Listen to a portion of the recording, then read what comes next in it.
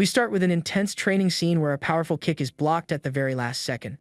Next, the strike is countered with a strong punch that lands right on the attacker's leg. We see that the two guys were just practicing at a gym, and Su-hong lands a kick on his friend. The protagonist's buddy complains about the pain, saying that hit hurt a lot. The friend praises Su-hong's diamond fist, and asks if he has already reached the level of subtlety. Then it is explained that in this world, martial arts are divided into 5 levels of mastery. His partner is shocked, and says that when it comes to the diamond fist, no one in the class compares to him. With that, Su-hong already wants to get back to training, but the other guy looks completely exhausted. He calls the protagonist a training maniac and says he is going home to grab something to eat.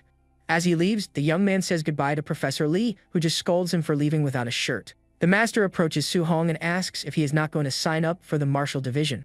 The instructor asks why he hasn't yet paid the 30,000 yuan fee for the registration. Su-hong asks for a few more days, but the professor says he knows about his situation and that rules are rules. Night falls as the gym starts to become empty and quiet. Alone in the middle of the court, our hero reflects on the money problem for the registration. He goes back to training, but the thought of the 30,000 yuan fee will not leave his mind. In a flashback from the past, we find out that his parents passed away in a tragedy when he was a child. After the incident, he went to live with his aunt and uncle, who supported his training upon discovering his talent. After all, in this era full of monsters, martial artists are the ones who make the most money. He trains to give them a good life, but now he feels like he is just burdening them. Back home, our hero walks down a deserted and poorly lit street toward his building. Arriving at his door, he hears his aunt and uncle talking about the late rent and his registration fee.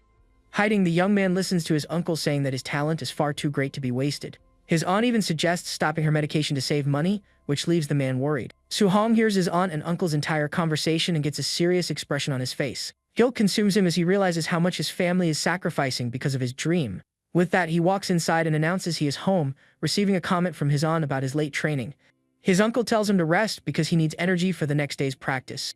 Once in his room, the young man reflects on his aunt and uncle's conversation and the weight he is putting on them. Lying in his bed, he decides he will solve his own problems since his aunt and uncle have already done enough.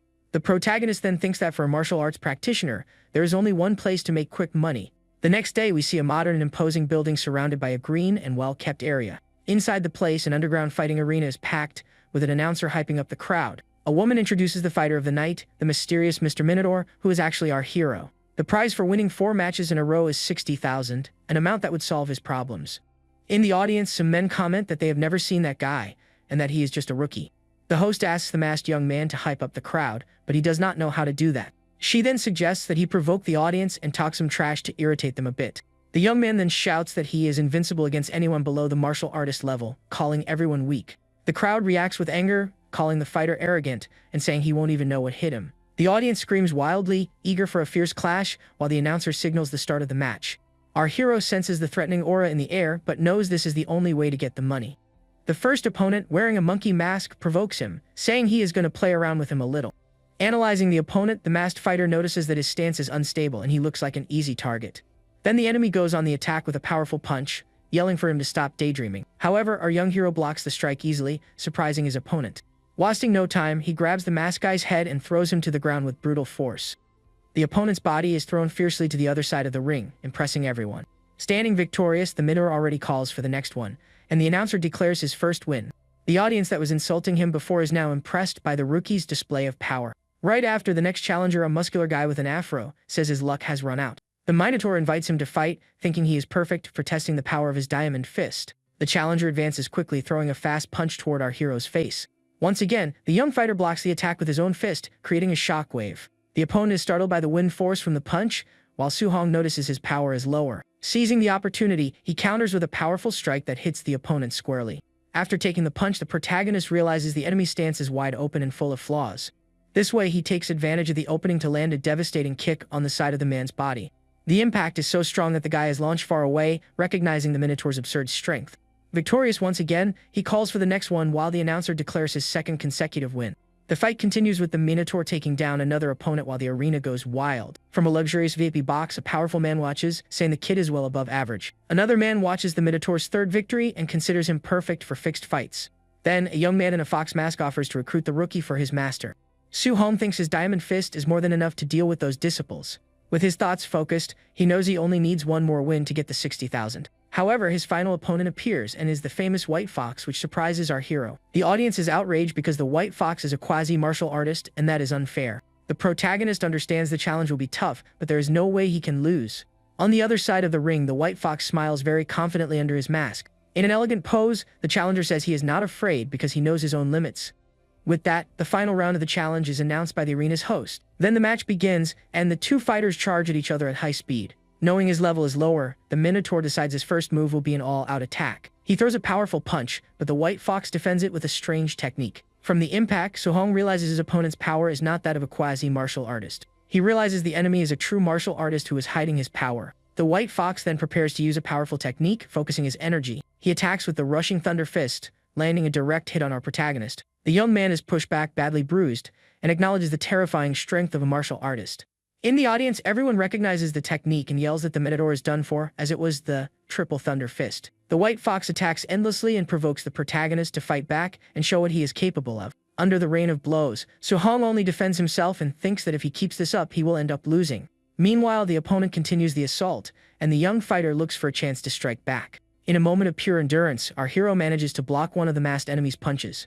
Seizing this opening, he spins his body and lands a quick counterattack on his opponent's chin. The strike makes the white fox stumble backward, being thrown forcefully onto the arena floor. Even with the counterattack, the protagonist falls to the ground, feeling his consciousness fading fast.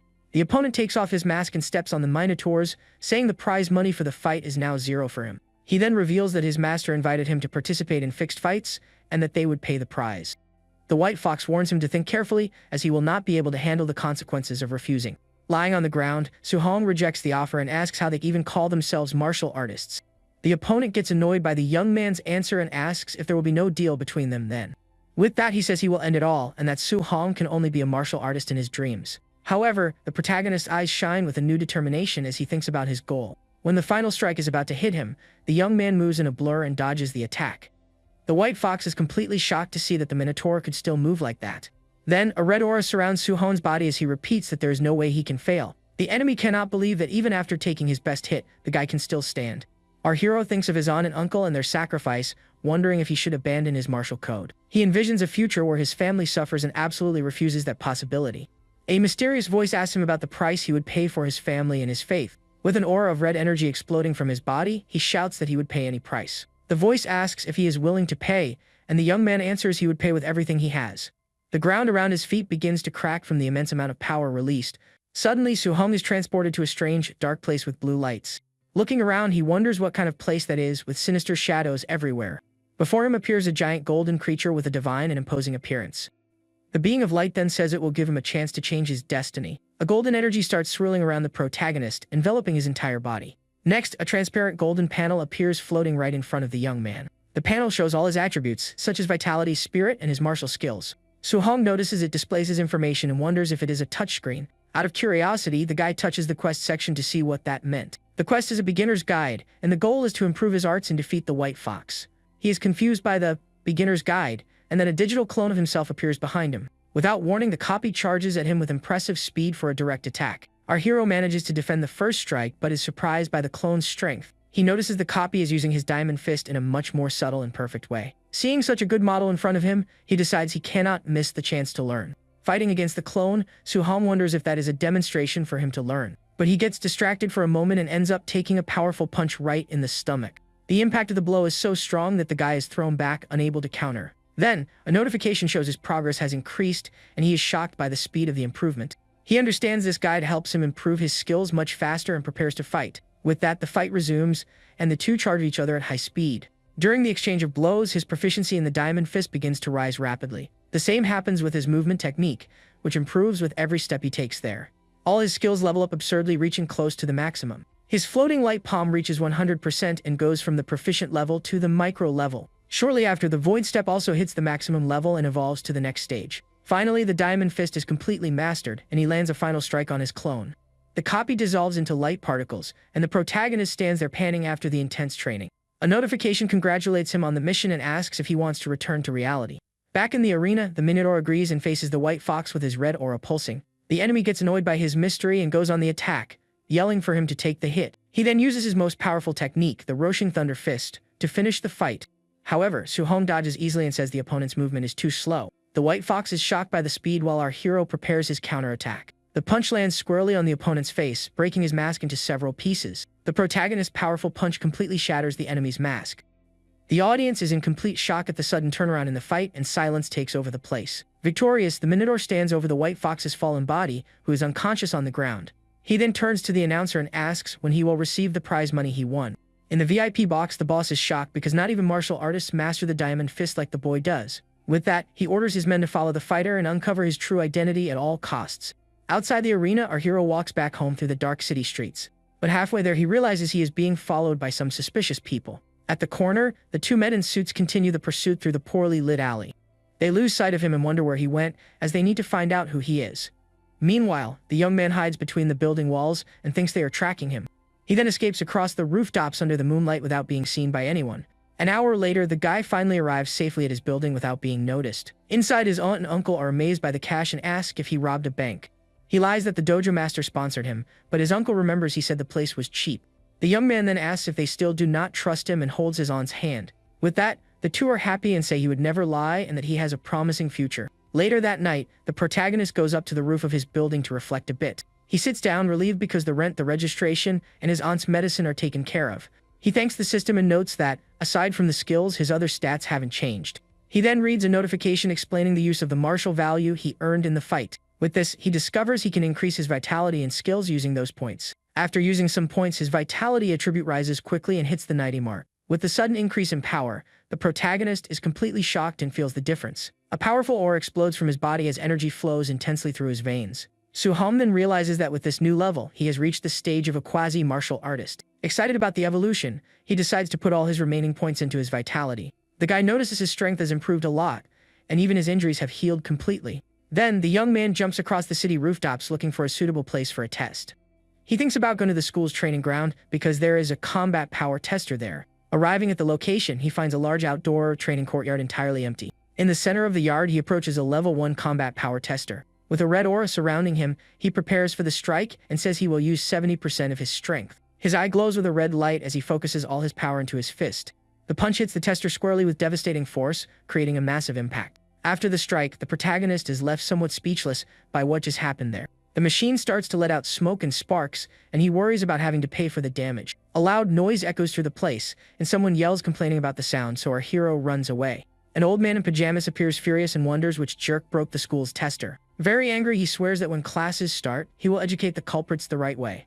The next day, in the school gym, all the students are gathered for a special activity. A classmate asks why Chen Shen got beaten up while the others gossip about the incident.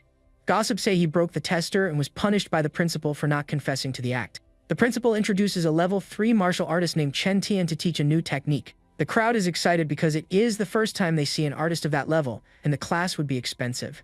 The protagonist recognizes the technique as the same one the White Fox used in the underground arena fight. He knows the registration fee for an art like that would cost hundreds of thousands and decides to focus. The instructor says he will demonstrate the technique 10 times and that the rest depends on everyone's effort. With a firm step, the master begins to prepare to show the power of his fist. He executes the strike and explains that the thunder fist is fierce and emits a thunderous sound. The students talk about the technique's levels, which range from 3 to 7 different sounds. With a golden aura, the martial artist shows he is at the master level of the skill. After the demonstration, he warns the youths not to dream too high and to focus on the basics. Next, the master begins the second demonstration and asks everyone to try to keep up. After several hours of training, everyone is exhausted and complains they cannot learn the technique. One of them gets annoyed and yells that a rank C martial art is far too difficult to learn. The protagonist's friend looks for him and asks if he has learned it yet, but he is nowhere to be found. Suddenly, Chen Shen, the school genius, shouts that he managed to reach the basic level of the technique. The principal points him out to the master, who says that level in other cities is merely the basics. Somewhere else, we see a modern and luxurious building with architecture very different from the school. Meanwhile, Master Chen complains to Principal Li that the class of students is bad and he came for nothing. They agree that talent is very important in martial arts and that effort alone is not enough. Suddenly, a thunder sound echoes through the courtyard, and the two turn around, completely startled. Looking at the source of the sound, they see the protagonist surrounded by lightning and are shocked by his power. The principal is shocked because he is a student, and the master cannot believe someone mastered the technique in half a day.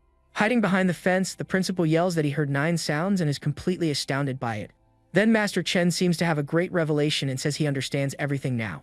At that moment, the instructor's fist begins to glow with golden energy full of lightning. With that, he uses his own rushing thunder fist with incredible force. The principal shouts that his friend reached 8 sound level, and he thanks the young man for the inspiration. With that, the master says it is no time to chat, and that they need to find that student right now. Running to the training ground, they arrive there and realize the boy has already left. Far away, the protagonist thinks about the exhaustive rank C technique that far surpasses the Vajra fist. At home, he looks at his panel and notes the technique is already perfect and needs more martial points. The young man then arrives in front of a large gate, which is the entrance to the Furious Thunder Dojo. Inside the place, several practitioners are training their spear skills in a synchronized way. An acquaintance greets him and asks why he is there, and the guy says he just came to practice. At that moment, a noise catches their attention, and they see a purple-haired guy stepping on another person. The aggressor looks furious and yells at the man on the ground for daring to speak ill of his professor. The protagonist asks what is going on, and his colleague explains the attacker is a student of a new master. The colleague continues the explanation, saying his disciple, named Li Yan, is also very strong. Li Yan then charges at the other guy with a punch, asking how he dares to challenge him. However, the strike is stopped mid-air by a firm hand holding the attacker's wrist. It was the protagonist who stares at him with a serious look and tells him to stop that fight. The purple-haired guy challenges him to a fight, and our hero accepts without hesitation. But an instructor arrives complaining about the noise and warns that the class is about to start. With that, the bully says the young man got lucky and walks away to join the others. Watching the scene, Suhong thinks that person is far too arrogant for his own good. The master announces it is the last day to learn the Raging Sea Spear technique. With a quick movement, he begins to demonstrate the skill for all the students. The instructor thinks that with just one demonstration, he doubts anyone can learn it. Our hero grabs one of the spears, and a blue aura begins to flow from his body. The guy's eye shines with the same blue light and reflects the master's image in his pupil. After finishing, the instructor throws the spear on the ground with a loud metallic clank. He then turns around and says the rest of the learning depends on each of the students. The other practitioners complain that one demonstration is a scam because whoever is in the back cannot see anything. However, Suhong understands the core of the technique is a dragon in the sea with giant waves. With the spear in hand, a water aura begins to form around the protagonist. Then he executes a perfect movement with the spear, creating a flow of blue energy. Everyone in the room is shocked and wonders what kind of martial arts prodigy he is. Li Yan comes out of a room and yells at the crowd to find out who learned the technique. Facing the bully, our hero stares him down with his spear in hand, ready for whatever comes. The purple-haired guy thinks he really learned it and needs to test if he is a genius. With that, he offers to give the young man some tips on his spear technique. Our protagonist accepts the challenge, and the two face off in the middle of the training room. A friend warns him not to be impulsive since the opponent is strong, but he says not to worry. In a combat stance, the guy asks the opponent to teach him and enlighten him with his technique. Calling the kid arrogant, the enemy attacks with the Raging Sea Spear at the micro level. With a calm expression on his face, our hero awaits the adversary's attack without moving. Then he counters with the same technique but reveals that it is already at the proficient level. The purple-haired guy is in complete shock and cannot believe what he just heard from the young man. The protagonist then demonstrates all his power with the spear technique at a higher level. The two spears clash with tremendous force, creating a massive wave of energy in the room. Being pushed back, the opponent wonders how he reached this level without being a martial artist. Our hero's eyes glow with a golden light as he overcomes the enemy's power. With a powerful strike, the purple-haired guy is thrown backward with no chance to defend himself. A notification alerts that he gained 32 martial points for defeating a stronger artist. On his knees on the ground, the opponent cannot believe someone learned the technique that fast. With a look of despair, he thinks of all the years he spent training so hard. Then he wonders what the point of it all was and charges at the protagonist with a punch. The punch is stopped inches away from the protagonist's face, who yells for him to stop that. At that moment, the instructor appears behind Li Yan, who is startled by the master's presence. The master then slaps the student and scolds him for not knowing how to handle defeat. With his face marked by the blow, the guy just stays there on the ground, unable to believe what happened. The instructor reflects that not even the greatest geniuses in the capital are as exaggerated as the young man. With that, he apologizes to our hero and says a lesson like that will do his disciple good. The protagonist is surprised and thinks that guy changes his attitude very fast. At night, our hero walks home thinking the day was exhausting but totally worth it. He looks at his status screen and sees he learned 2 new techniques and earned martial points. In front of the school, he thinks about the exams and that he needs a weapon because the rich kids already have theirs. The guy then decides he liked the spear and will stick with it for the school tests. But he sees the price and realizes that with what he has, it is not enough even for his aunt's medicine. Standing in front of a convenience store, the young man wonders if there's another way to make cash. Then he sees an ad recruiting martial artists to hunt beasts for good rewards. The idea of hunting beasts outside the city seems dangerous, but our hero considers the option. Later that night, the guy arrives at his building after a long day full of new experiences. Inside, he hears his aunt and uncle talking about not wanting to be a burden to the young man. At that moment, he walks in and announces he is home, receiving a warm greeting from his family. The guy then takes what his aunt was holding and says he will help, but she tells him to rest. He tells his uncle he can make money now and asks him to stop working to take care of his aunt. The uncle looks a bit embarrassed but gives a thumbs up and says he won't push himself too hard at work. His aunt smiles and explains his training will cost a lot, and they want to save for the future. The young man looks at the money and thinks his aunt and uncle won't rest if he doesn't get rich soon. With a determined expression, he decides he cannot let the opportunity to hunt beasts pass by. On the roof, he decides to increase his strength and puts in all his vitality points. A red aura explodes, and his vitality reaches 95, putting him very close to being a martial artist. 2 days later, he is on the gym floor but has finally raised all his arts to perfection. Panting and sweaty, the guy thinks that with preparations complete, it is time to go on the hunt. On Saturday, he finally arrives at the martial artist base and complains the place is too far. Walking through the area, our hero reflects he has seen the place on TV, but it is his first time there. He is surprised because martial artists are rare, but in that place, they are everywhere. With a flyer in hand, the guy reads the reward table for each type of hunted beast. The young man makes a face when reading that to prove the hunt, one must remove the creature's left ear. He then sees a hunter at the counter and thinks his bag must be full of ears. Suddenly, someone yells for everyone to clear the way for a group that was arriving at the place. Then a blonde guy named Young Master Yi walks by with his men in a very arrogant manner. In the middle of the group, Su Hong recognizes the clothes and aura of the White Fox from the underground arena. Nearby, he hears hunters gossiping that the White Fox took a bad beating a few days ago. The protagonist continues to observe the group with a suspicious and very attentive look. At that moment, the so-called Young Master Yi turns around and smiles upon noticing he is being watched. He stares at the group with a serious look and understands he needs to be very careful there.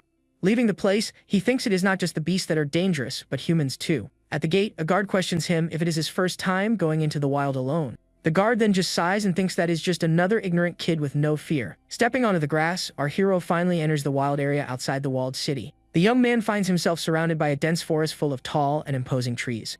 Determined to get what he wants, he swears he will return from that hunt with a full backpack.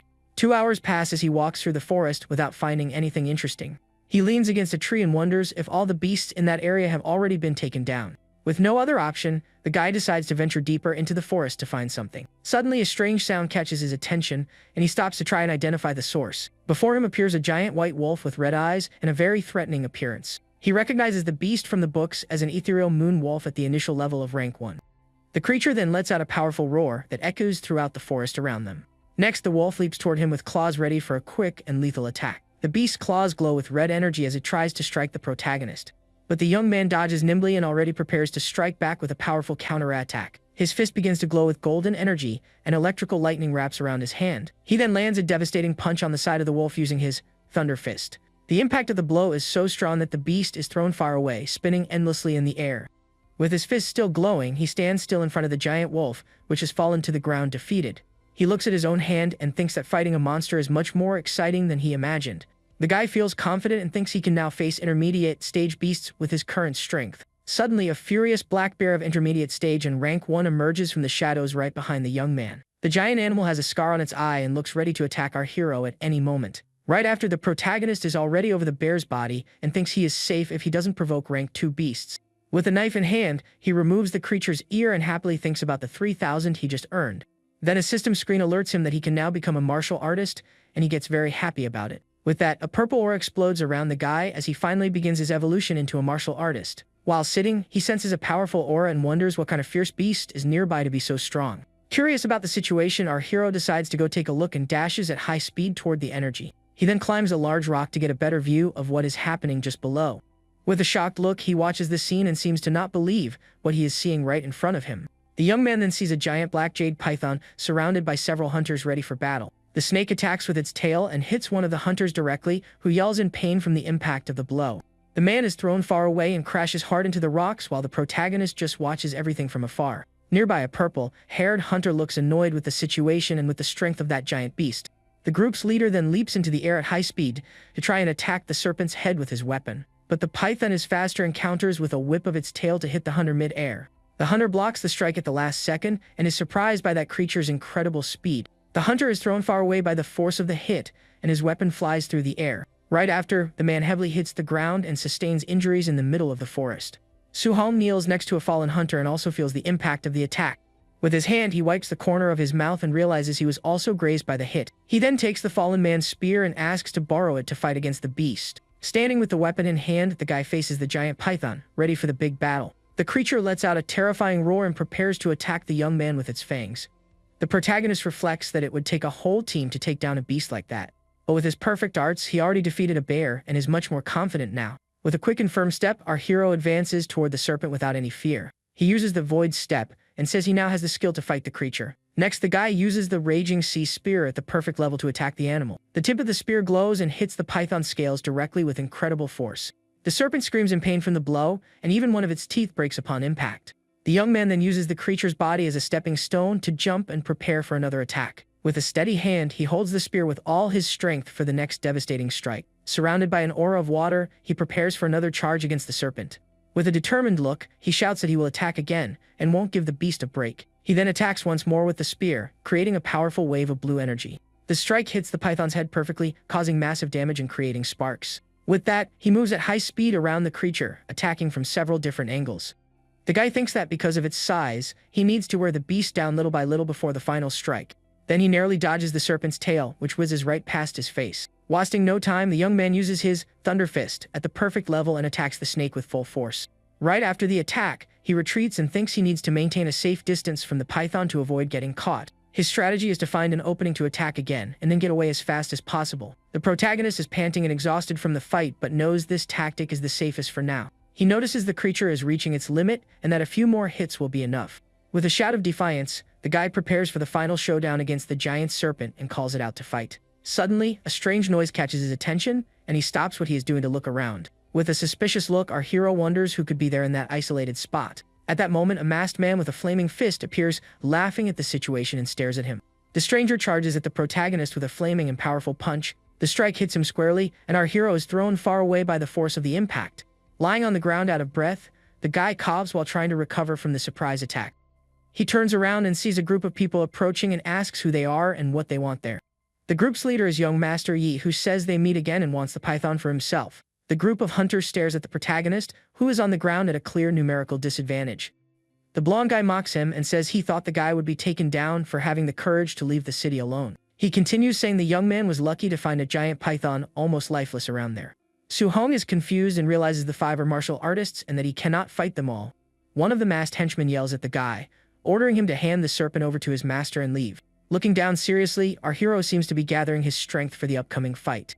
The young man's fist glows with lightning, and he challenges them, saying they only hit him because it was a surprise attack. With that, he charges at the henchman and hits him squarely with a devastating and powerful punch. The masked man is completely shocked by the terrible strength of that strike and cannot react. The impact of the punch is so strong that the big guy is thrown backward with no chance to defend himself. The henchman falls hard to the ground completely defeated, while the rest of the group just watches the scene. The blonde guy then recognizes the technique as the Vajra Fist and says he must be the famous Minotaur. The protagonist is then surprised to recognize the White Fox from the underground fighting arena. Angrily, young Master Yi says the guy was the first to humiliate him in front of so many people. He then gets furious and orders his men to take him down, and they all charge at our hero. With no other choice, the protagonist grabs the spear that was on the ground and prepares to flee the scene. With the spear, he throws himself off a cliff to escape, and the group leader yells for everyone to go after him. Once in the forest, one of the men warns them to be careful, because the place is dense and good for ambushes.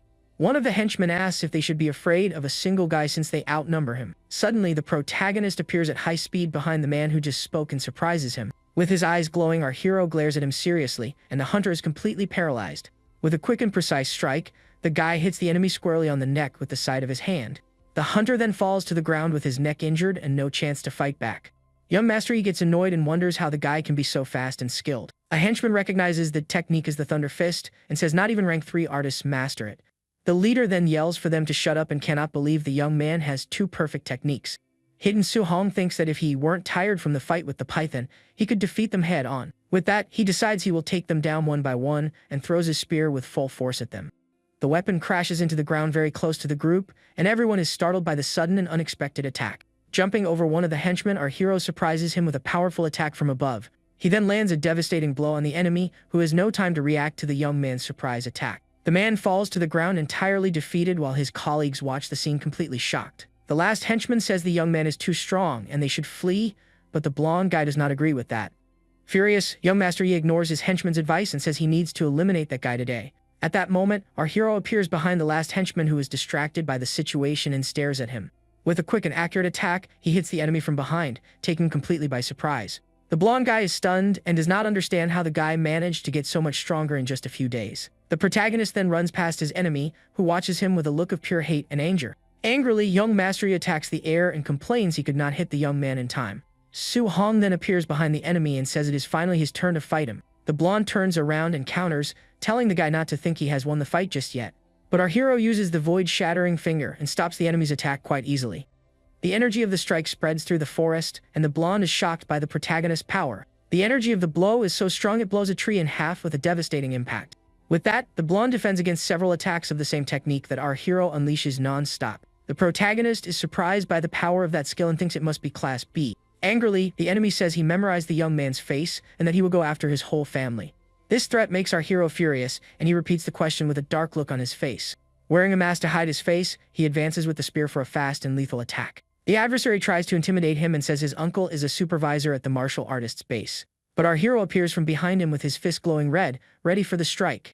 With a smile, he says he liked the enemy more when he was acting arrogant. Next, the guy lands a powerful punch right on the blonde's face, who is unable to defend himself. Without giving the enemy time to breathe, he finishes with a devastating kick to his chin. Young Master Yi is then thrown far away and falls off the cliff with no chance to save himself. Panting and tired, our hero stands observing the area after the intense battle. Surrounded by a red aura, he says the enemy should not have used his family to threaten him. Fallen on the ground, the opponent cannot believe the young man's strength and says he is not even a martial artist. Then the blonde looks behind the guy and panics when he sees the giant python watching everything. With a face full of fear, the enemy stares at the giant beast, unable to believe what is happening. The serpent's tail then comes down hard and hits the adversary with crushing force. The guy realizes he spent too much time fighting and that the python recovered its stamina in the meantime. Far away, the other hunters wonder where their master is and if he defeated the young man. One of the remaining hunters looks at the scene with a look of surprise and caution. Our hero then emerges from the forest, and the hunters yell that he finally came out and that they will not forgive him. But suddenly, the giant python appears behind the guy, and everyone is shocked by the beast's presence. The snake then attacks one of the men, and the protagonist earns 30 points for an indirect takedown. Next, the serpent's tail hits another hunter, and the guy earns another 30 martial points. He turns to the creature and realizes the situation is getting more and more dangerous for everyone there. With the points he earned, he realizes he can now become a martial artist and leaps over the python. He then dodges the beast's attacks and looks for a safe place to evolve without being interrupted. Nearby, the young man spots a cave and decides that is the perfect place for what he needs to do. With that, he jumps toward the cave entrance with the giant serpent right behind him on his tail. The python then crashes hard into the cave entrance, kicking up a large cloud of dust in the area. Once inside the cave, our hero turns around and faces the creature that watches him with a furious look. The snake then dives into the darkness of the cave and charges at the protagonist with its mouth wide open. He then opens his status screen and sees he has 504 martial points to use. With this, the guy starts to increase his vitality as fast as he can to evolve right away. A red aura surrounds him, and he feels his body getting hot as if he had magma in his veins. The screen then shows his vitality reached 100 while the python prepares to attack. With that, he finally becomes a level 1 martial artist, and a red aura explodes around him. He then clenches his fist, which glows with powerful energy and intense red lightning. With his new power, he faces the python, which backs away in fear and warns that it is now his turn to strike. The young man stares at the creature with his eyes glowing red and prepares a powerful counterattack. With this, the giant serpent feels the impact of the guy's new strength and retreats for a moment. But the creature recovers and shoots a beam of golden energy from its mouth at our hero. The python is furious about the injury and stares at the protagonist with a look full of hate and rage. With a yell, Sohong advances using the Vajra fist, with his fist glowing intensely. He then jumps toward the giant snake's head to land a direct and accurate blow. The red energy from his punch explodes upon hitting the beast's scales with devastating force. Even after getting hurt, he stands his ground and remains focused on the combat. He then picks up a weapon that was on the ground and prepares for a top-down attack. With a battle cry, the guy comes down hard and strikes the serpent with blue energy. The creature screams in pain as blue electricity runs through its entire body non-stop. Without giving the beast time to breathe, he already prepares his Roshing Thunder Fist to attack. The strike squarely hits the python's head, and it screams in pain from the overwhelming impact. The force of the punch is so great that the animal's head is smashed hard against the ground. A large cloud of dust rises in the area, and visibility becomes completely zero. With the beast defeated, he earns 92 points and thinks he can now fight it head-on. He sits down and thinks that to make money, he needs to cut off the ear, but snakes don't have ears. After the battle, he leaves the place, and we see young Master Yi's body lying nearby. Su-hong walks past his defeated enemy with a calm expression and his spear in hand. The fallen blonde says he got off easy, and it seems the story between them is not over yet. Our hero then searches the blonde's belongings and thinks about taking the martial technique he used in the fight. With this, he finds a book called Void-Shattering Finger, and is surprised by what he found. At night, the guy lights a fire near the python's body so he can rest safely. He then hides in a cave so he can study the new skill he got in the forest. By the fire, he thinks he has already memorized the book and will now use the system to master the technique.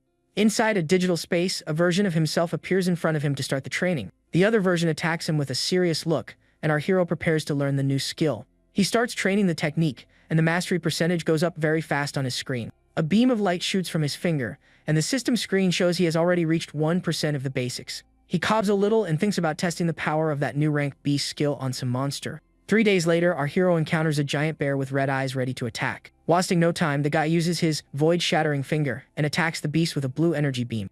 He finally reaches the perfect level of the technique and thinks it is about time to return to the base. With that, the protagonist finally arrives back at the large and imposing martial artist's base. Nearby, he sees a crowd and hears that the Thunder Squad made 230,000 on a hunt. Someone comments that all the beasts were level 1 and some were advanced stage. He then goes to the counter, and the woman announces he got 406,000 coins in total. The guy gets tense and thinks he took down too many beasts and therefore drew too much attention to himself. He then goes on his way through the city and passes by a building that looks like a school or something similar. Suddenly, he sees a crowd and hears people wondering if the base was attacked by an enemy. Amidst the confusion, a man in a suit appears and orders the entire base to be locked down immediately. Another guy approaches and asks Supervisor Yi the reason for all that commotion in the place. With a furious shout, the supervisor reveals his nephew and his 4 men were all taken down. The people in the crowd are shocked by the news and cannot believe a group of 5 was defeated. But some are happy and comment that young Master Yi was trouble and got what he deserved. The blonde's uncle then says a rank B skill is missing and everyone there will be searched because of it. Su Hong thinks the bodies were attacked by the python, so no one will suspect him. He then notices the supervisor and his men coming toward him with a very unfriendly expression. With this, our hero starts to wonder if by some chance they are already suspecting him. The crowd parts, and the guy comes face to face with the supervisor and his henchmen staring at him. The man then says he heard the young man hunted beasts worth 400,000 coins all by himself. A woman questions him and says he must have robbed young Master Yi, ordering them to search him. 2 guards with flaming fists approach and warn him not to resist and make the situation worse. Unfazed, our hero puts his hand on his spear and prepares for what is to come. With a quick movement, he points his weapon at the guards, who are shocked by his speed. He then says he is a student from school number 1, asks if they really want to search him. The supervisor thinks the principal of that school is protective of his students and that would be a problem. He reflects that if the guy really is a genius and they offend him, it might turn out to be a mistake. The man says the family's technique was stolen and asks for cooperation, but Su Hong doesn't seem to care. Then, to avoid more trouble, the supervisor offers 10,000 coins as compensation for the search.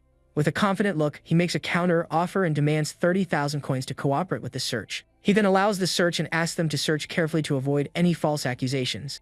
The guard reports he found nothing, and the supervisor orders them to pay the guy and let him go. With a smile, our hero thinks he dodged a huge problem by burning the book in time. He then leaves and decides to go to the Martial Artists Association to register as fast as possible. Shortly after, the protagonist is already in a luxurious hotel room at the martial artist's base. Sitting on the bed, he opens his status screen and sees he has 534 martial points. The guy then calculates that to reach the intermediate stage of rank 1, he would need 200 vitality. He notes he hasn't improved his spirit or his mortal frame yet, and decides to use his points for that. With that, he starts investing in his spirit but does not feel any major difference in his power. Next, the young man spends his points on the mortal frame and feels a clear increase in his strength. After spending all his points, he analyzes his new attributes and focuses on evolving the other areas. A red aura then explodes and his body gets massive as he feels infinite power. But soon after, the energy starts to decrease and his muscles slowly return to normal.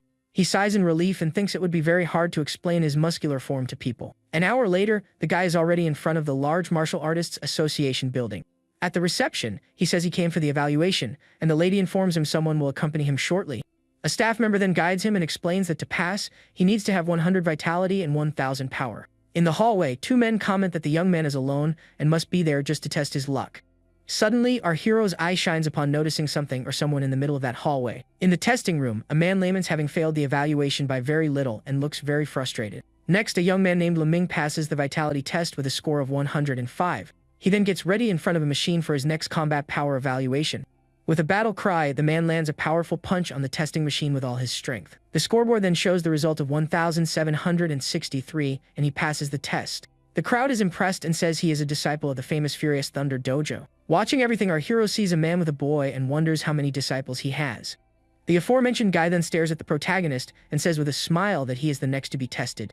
He brags saying he is a genius and that Su Hong cannot compare to him even being the same age. But the arrogant boy is shocked and wonders if the vitality tester is broken. The scoreboard shows 123 vitality, and the rival yells that this is impossible to happen. He tries to calm down and thinks what really matters is combat power and not vitality. The instructor then announces the start of the test, and our hero takes his stance in front of the combat machine. He thinks 40% of his strength should be enough to pass the test without a problem. But just to be sure, he decides to use 50% of his power and clenches his fist firmly. With that, the young man lands a devastating punch on the machine with entirely incredible force. The impact is so strong that the top part of the power tester is thrown far away. The strike completely breaks the machine, which releases sparks and smoke everywhere. Everyone is in shock, and the rival realizes he didn't even use a martial art for that attack. The broken scoreboard then shows the number 3004, and people cannot believe that power. From a VIP box, a man points at our hero and says that boy is a real monster. Another man next to him then comments that since it is that guy, everything is easily explained. Far away in a luxurious room, a blonde woman is sitting at her desk looking bored. The president complains that another city revealed a genius and she might end up losing her job. Suddenly, a man runs into her room and yells that a monster appeared in the evaluation. She is shocked to hear he reached 3000 power using only his body's physical strength. Meanwhile, in the association's main hall, our hero walks calmly through the busy place. A man then offers to take him to the second floor to register his artist identity. But a woman appears at the top of the stairs and says that from there on, she will personally take care of the guy. It was the association's president who appears with a serious look and a very intimidating presence. She introduces herself as Wu Lingxian and, with a piercing look, orders the protagonist to follow her. He obeys and thinks she is different from the rumors about the rank 5 martial artist. Shortly after, the two are in the president's office, which is very large and quite luxurious. She says his school's principal was hiding a genius and playing the victim before. The young man gets nervous and asks why she brought him there since he only wanted to register and leave. With a smile, she calms him down and says her subordinates are already taking care of all the paperwork.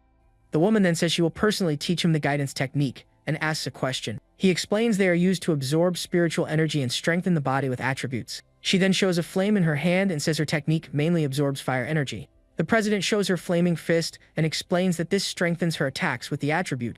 The president continues and says that if he projects the attack outward, he can even increase its range. Su Hong is surprised and wonders if guidance techniques can be used for attacking. She then explains there are 7 attributes and that thunder, metal, and fire are the strongest in a fight.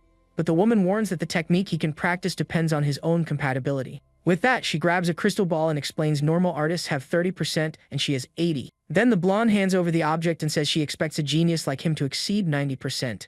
The guy thinks that if the president only has 80%, then 90 would be a huge exaggeration. Suddenly, a very bright red light explodes from the crystal ball and illuminates the entire office. The woman is shocked and yells that his compatibility with the fire attribute is 100%. She then holds him and explains that this means he can absorb all the energy without losing anything. The president reveals that with her 80%, she loses energy and still became rank 5. With that, the lady says the young man's future achievements will be much greater than hers one day. Our hero thinks the fire attribute is not bad, but he still prefers thunder. At that moment, the crystal ball in his hands begins to glow with intense golden lightning. The object is now filled with the power of thunder, and the president watches the scene in disbelief. The young man then informs the woman that his compatibility with thunder also seems to be total.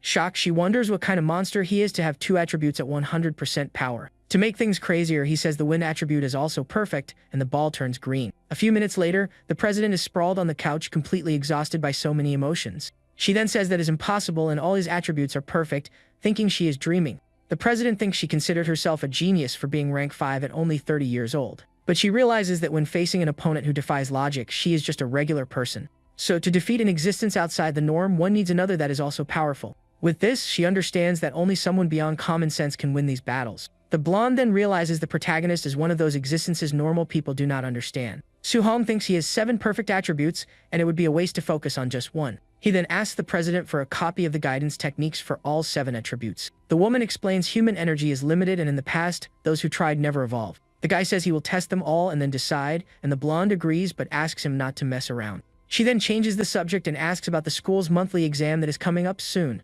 The president explains a war might break out and nations are creating genius camps. With that, the lady offers a spot if he takes first place in the exam, and he gets thoughtful. The young man remembers he lost his family in the last war, and so he accepts the offer right away. He swears he will not let that tragedy happen again, and will get stronger to protect everyone. Shortly after, our hero finally arrives at his home to give the great news to everyone. Once inside, he shows his new ID and tells his aunt and uncle he became a martial artist. The couple is very emotional with the news and says their nephew has a bright future.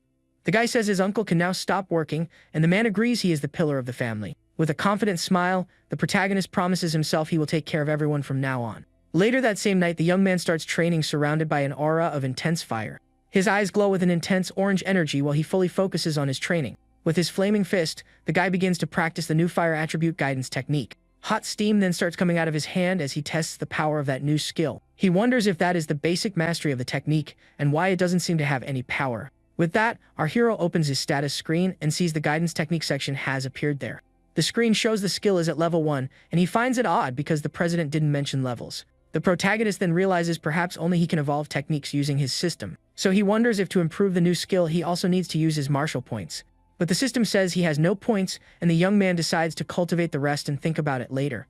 The guy goes back to meditating and focuses on learning all the other 6 guidance techniques. Hours later, he realizes the energies of the 7 attributes are repelling each other inside his body. Su-hong then understands why that genius from the past never managed to evolve training all 7. He notes that even having all 7 energies in his body, he can only use one at a time individually. With this, the young man decides to try to forcefully use a second attribute to see what might happen. The 2 attributes then violently clash and end up dissipating in a small explosion. But he thinks thunder and fire are similar and wonders if by any chance they cannot be merged. A large explosion of yellow energy happens in his hand, and he realizes that is not going to work. Even so, the guy does not give up and spends the whole night trying to merge the 2 powers non-stop. The day finally dawns, and the building remains quiet after a long night of hard training. Exhausted, he keeps trying and thinks he just needs a little bit more to finally succeed. With a furious shout, he forces the fusion of the 2 powers with all his remaining energy. Finally, fire and thunder begin to unite in his hand, forming a new, powerful energy. Exhausted, he says that after a whole night, he finally managed to merge the attributes. With a confident smile, the young man decides it is time to go out and test his new power. Shortly after, he arrives at the city's martial arts plaza, which is completely empty. The guy then takes his position in front of a rank 3 power tester, so he won't break it. He thinks that last time he used 50% and decides to test it with only 30% strength. The scoreboard shows 2,343, and he is surprised by the power increase. Our hero then realizes that the power of thunder alone is extremely strong. So he wonders what the combined power of thunder and fire together would be. With that, the young man lands a devastating punch on the machine with his newly fused energy. The scoreboard breaks the 3,000 mark, and Su-hong is shocked by the result of that test. He thinks he surpassed a rank 1 artist even with low vitality and using only 30%. The guy then imagines what the power would be if he could merge all 7 attributes at once. With this, he decides to go home and try to merge 3 attributes at the same time. But the difficulty of merging 3 attributes proves to be much higher than he previously imagined. Lying on the floor, he thinks that even trying several combinations, he hasn't made any progress. Then he wonders if leveling up the techniques would help him merge the attributes.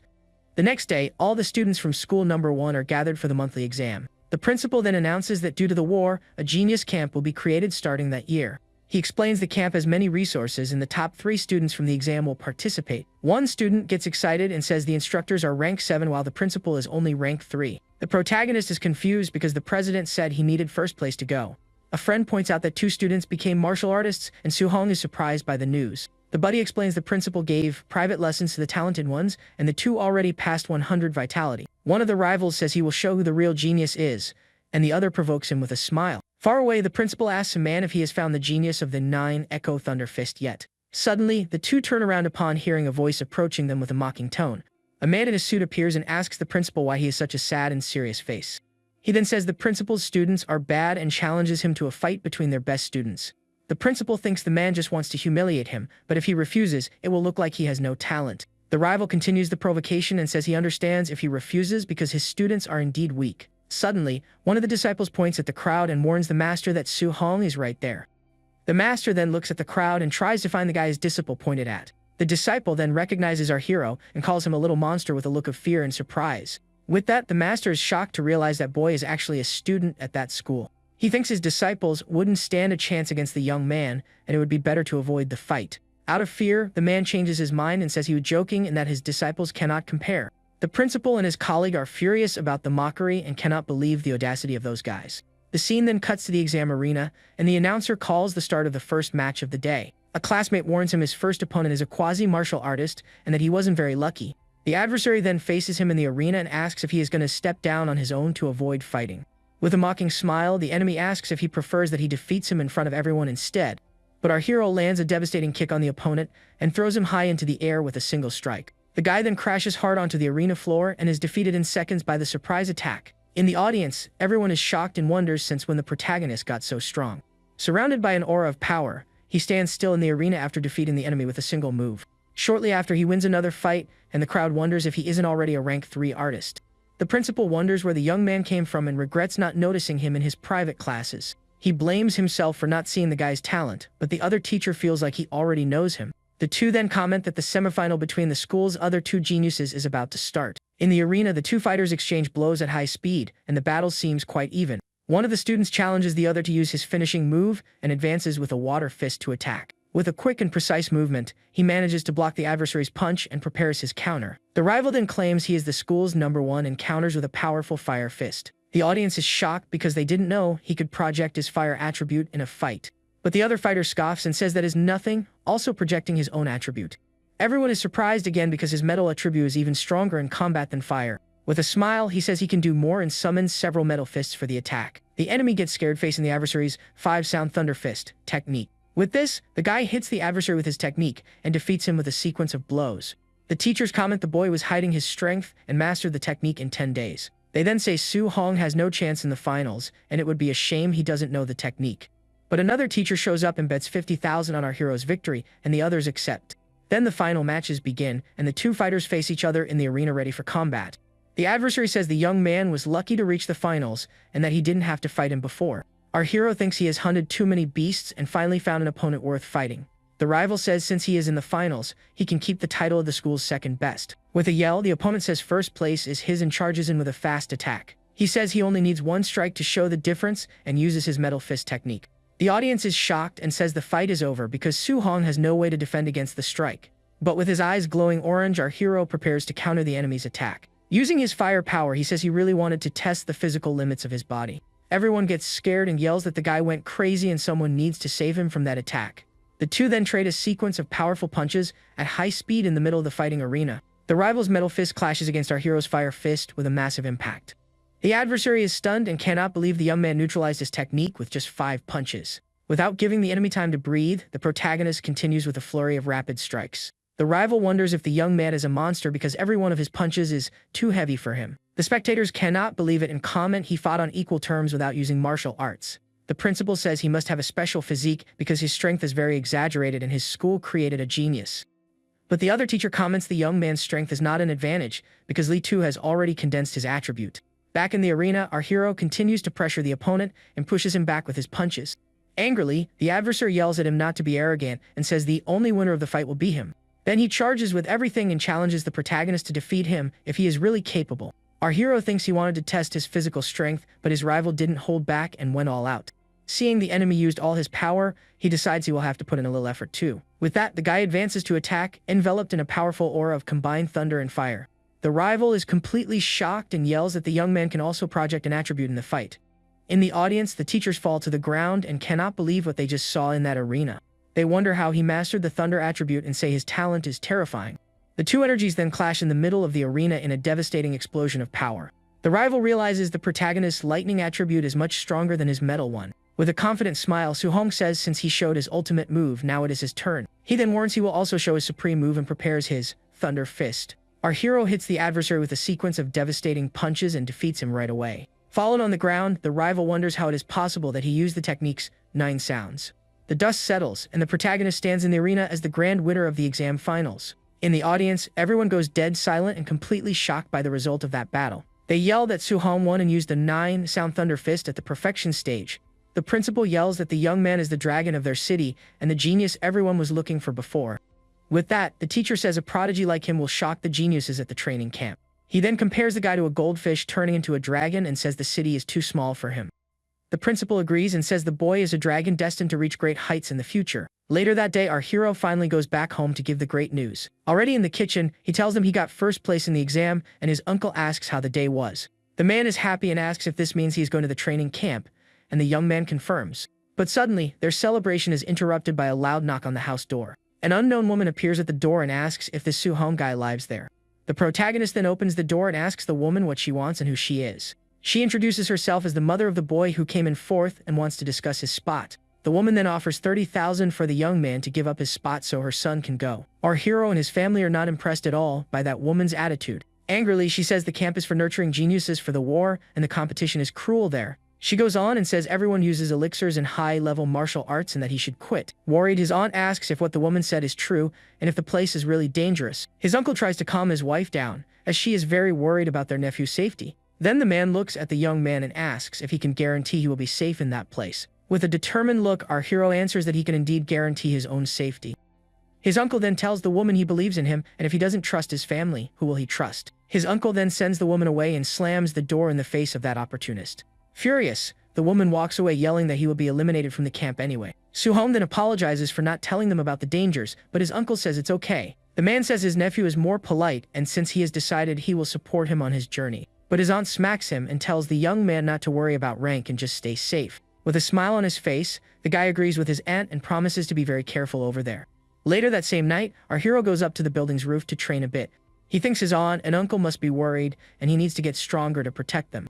With that, he opens his status screen and sees he has 285 martial points. The young man decides that to face the geniuses, he needs to prioritize his physical combat power, so the protagonist spends all his points to increase the level of his mortal frame. Exhausted, he sees his frame went up to 64% and wonders what comes next. But suddenly, he notices his guidance techniques went up to level 2 and gets confused. He wonders if the techniques level up just with normal cultivation without needing anything else. With this, the guy decides to test his theory and tries to evolve the 2 skills once more. The day finally dawns in the city after a long night of intense and focused training. With his eyes glowing with intense energy, he finally finishes his cultivation session.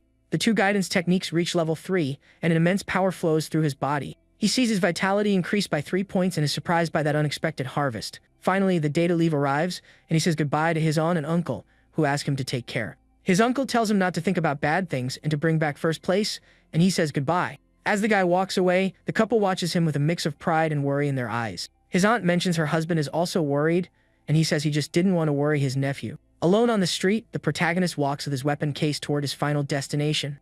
With a determined look, he thinks about everything he needs to do to protect his beloved family. But suddenly, a red sports car brakes sharply in front of him and blocks his way. Inside the vehicle, President Wu stares at him through her sunglasses and tells him to get in quickly.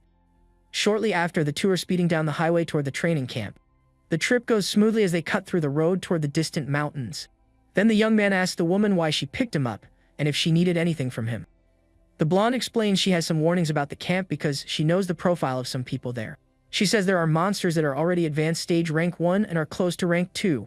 The woman also warns that these people have already mastered Class B martial skills at the very least. He thinks he isn't afraid of their skills because with his system, he can learn any of them. She says his talent is the best, but he lacks resources and shouldn't let challenges get him down. With a confident smile, the guy thanks her for the advice and says he understood everything she said. The president thinks he is very calm, and she doesn't need to worry about his mentality. Finally, they reach the Tianlin mountain range and take a van to the camp location. A student gets scared by the beasts, but the teacher calms him down and says the place is supervised. Our hero thinks the place has energy and beast kings comparable to rank 7 grandmasters. He also thinks the competition among the beasts is brutal, and the animals there are very strong. The beasts are so strong that not even a rank 2 martial artist would dare enter there alone. Meanwhile, the van keeps speeding down the road surrounded by the dense forest. Suddenly, several pairs of red eyes appear in the darkness and start staring at the vehicle. With that, one of the students says he feels watched and fears a beast might attack them by surprise. But our hero thinks the competition at the camp will be brutal, and he is actually enjoying it. Finally, they arrive at the camp and see several other young geniuses gathered there at the entrance. One of the classmates then wonders what the strength level of those people already there is. By their appearance, all the other participants look like very experienced and confident fighters. The protagonist's 2 friends feel a bit intimidated by the presence of so many strong geniuses. But our hero is not shaken at all and faces everyone with a very confident smile. With that, he simply calls his friends to come with him and walks into the camp without fear. But suddenly, a hand appears in front of them and stops them from walking further into the camp. The man explains they need to wait for everyone for the entrance exam, and the young man is surprised. Suddenly, a student complains that the members of big families are making everyone wait for them. At that moment, a fleet of luxury cars arrives at the camp bringing the new participants. Out of the car doors come several youths who seem to be from very rich and powerful families. The crowd comments on the city lord's son and the other 2 geniuses who arrived with him. Then the trio of new geniuses walks through the camp surrounded by their private guards. The group of newcomers stops right in front of our hero and the other students to stare at them closely. Our hero thinks those are the geniuses the president mentioned and he is going to test their strength. Then the instructor announces everyone has arrived and he will explain the rules for the entrance exam. He explains the training ground is 30 kilometers away, deep inside the Great Mountain Range. The man shows a token and warns that to enter the camp, they need to take one from the beasts. A classmate worries because 30 kilometers in 8 hours in those mountains could be fatal. But the protagonist finds that simple and thinks he will have plenty of time to hunt and get points. A student asks about the strongest beasts, and the man says they will be eliminated but will be saved. With that, the students complain out loud and say the exam isn't fair and relies too much on luck.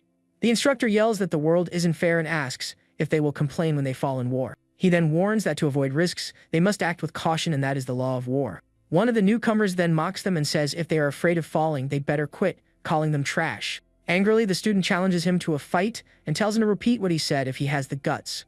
But the instructor warns that fights are forbidden there, but on the mountain they can do whatever they want.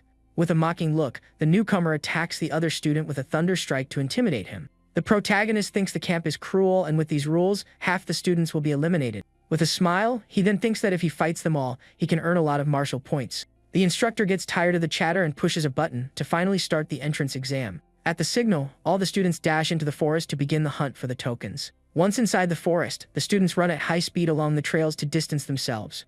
Then the newcomer starts chasing the student who challenged him and yells he will eliminate him right now. The two students face off and start trading punches with their elemental energies activated. Then one of them uses a club and hits the adversary with a powerful strike to try to finish the fight. But the other counters with a sequence of energy punches and hits the opponent multiple times non-stop. The exchange of blows continues at high speed, and the two seem to be on the same power level. From afar, the protagonist watches the fight and thinks the geniuses aren't as strong as the rumors said. He then decides to leave and hunt high-level beasts instead of wasting time with that fight. But their brawl catches his attention when one of them starts insulting the other for being poor. The guy continues the insults and says training hard is useless because a commoner will always be a commoner. With a dark smile, our hero decides he won't let those free martial points slip away. He then appears in front of the two and, with a calm voice, asks them to stop fighting right away. With a club on his shoulder, he tells the two to stop the fight and come play with him instead. The newcomer gets annoyed and threatens to beat him up too for meddling in their fight like a commoner.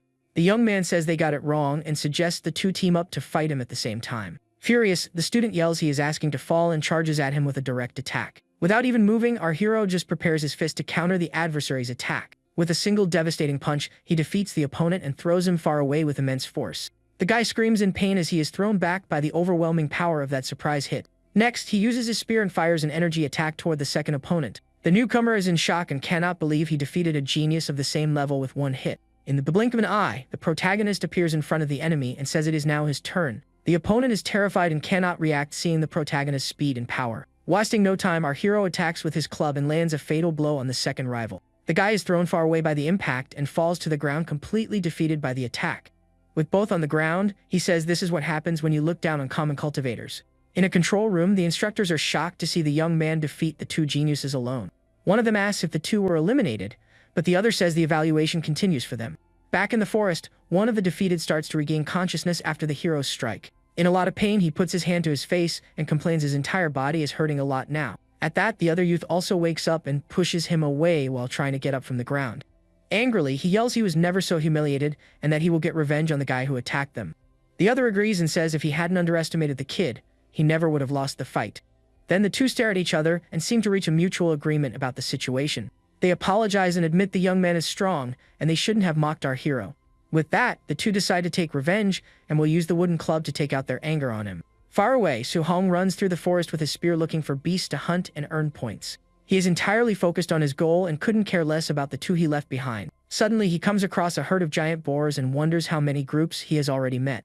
The beasts stare at him with red eyes and look ready to attack at any moment with their tusks. Without hesitation, the massive boars charge at the protagonist in a very powerful rush. But with his eyes glowing, he uses his Nango Thunder Fist and attacks all the beasts. With his power, he defeats all the beasts with a sequence of blows, ending the combat.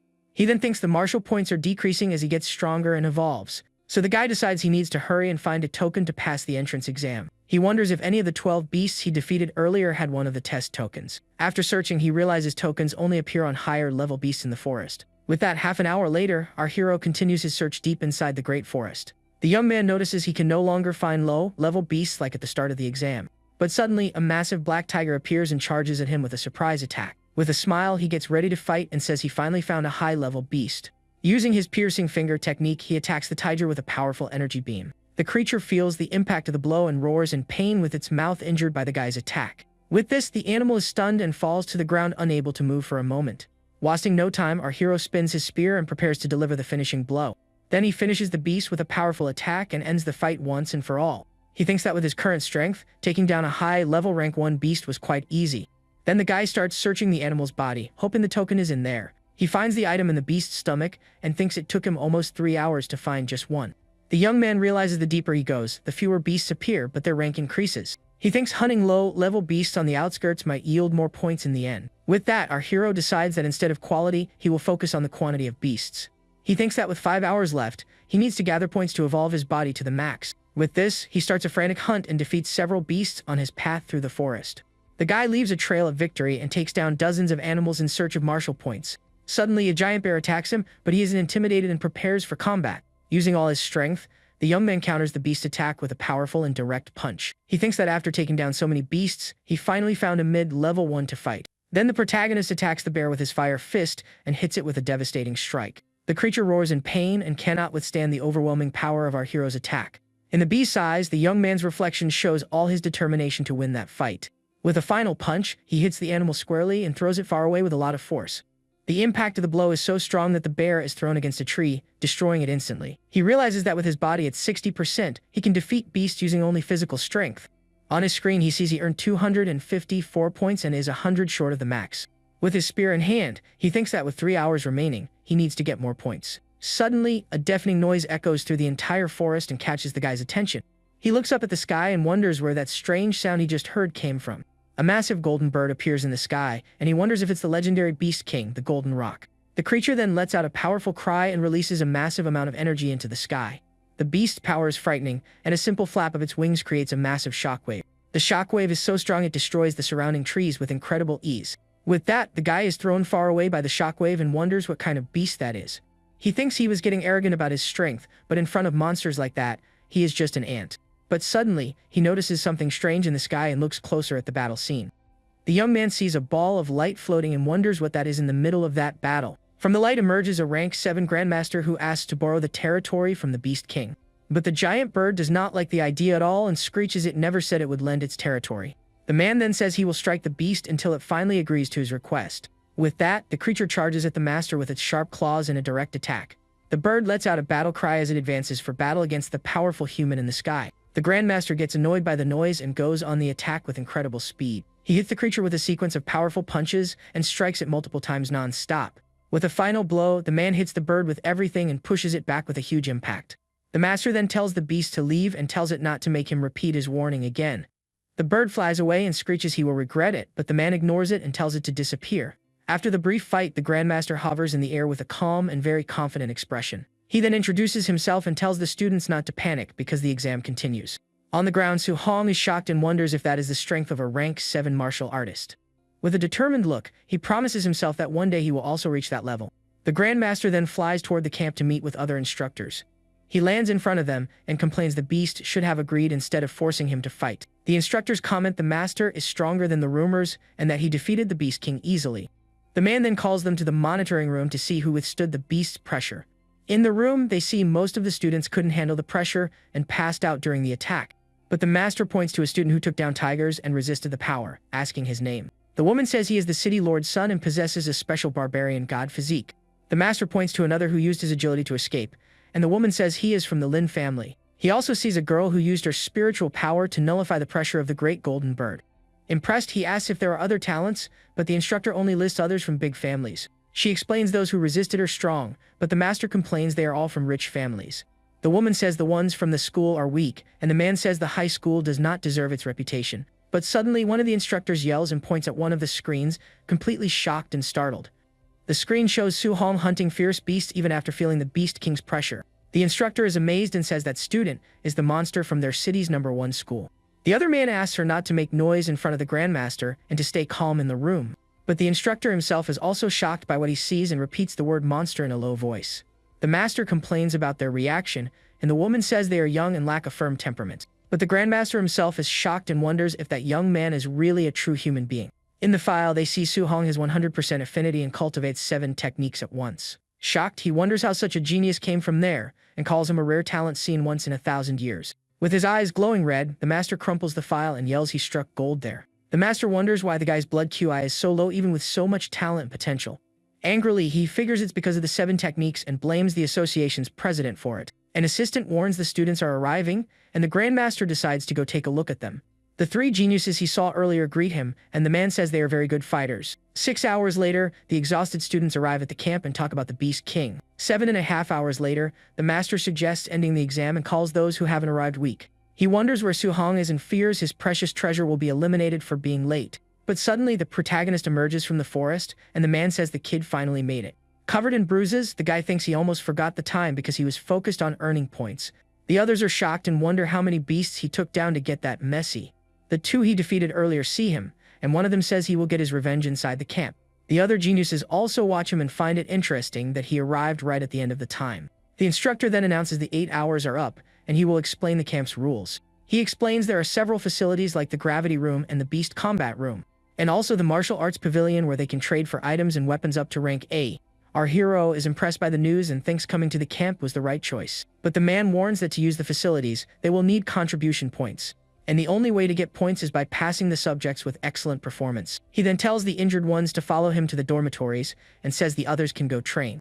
Once in his room, the protagonist is happy to have a place to cultivate without being watched. Sitting on his bed, he opens his status and decides to use his 354 martial points. With that, he uses all his points to evolve his mortal body to the maximum power level. A powerful red aura surrounds him and his eyes glow with energy as his body evolves. Power flows through his veins and a strange constellation forms on his chest during the process.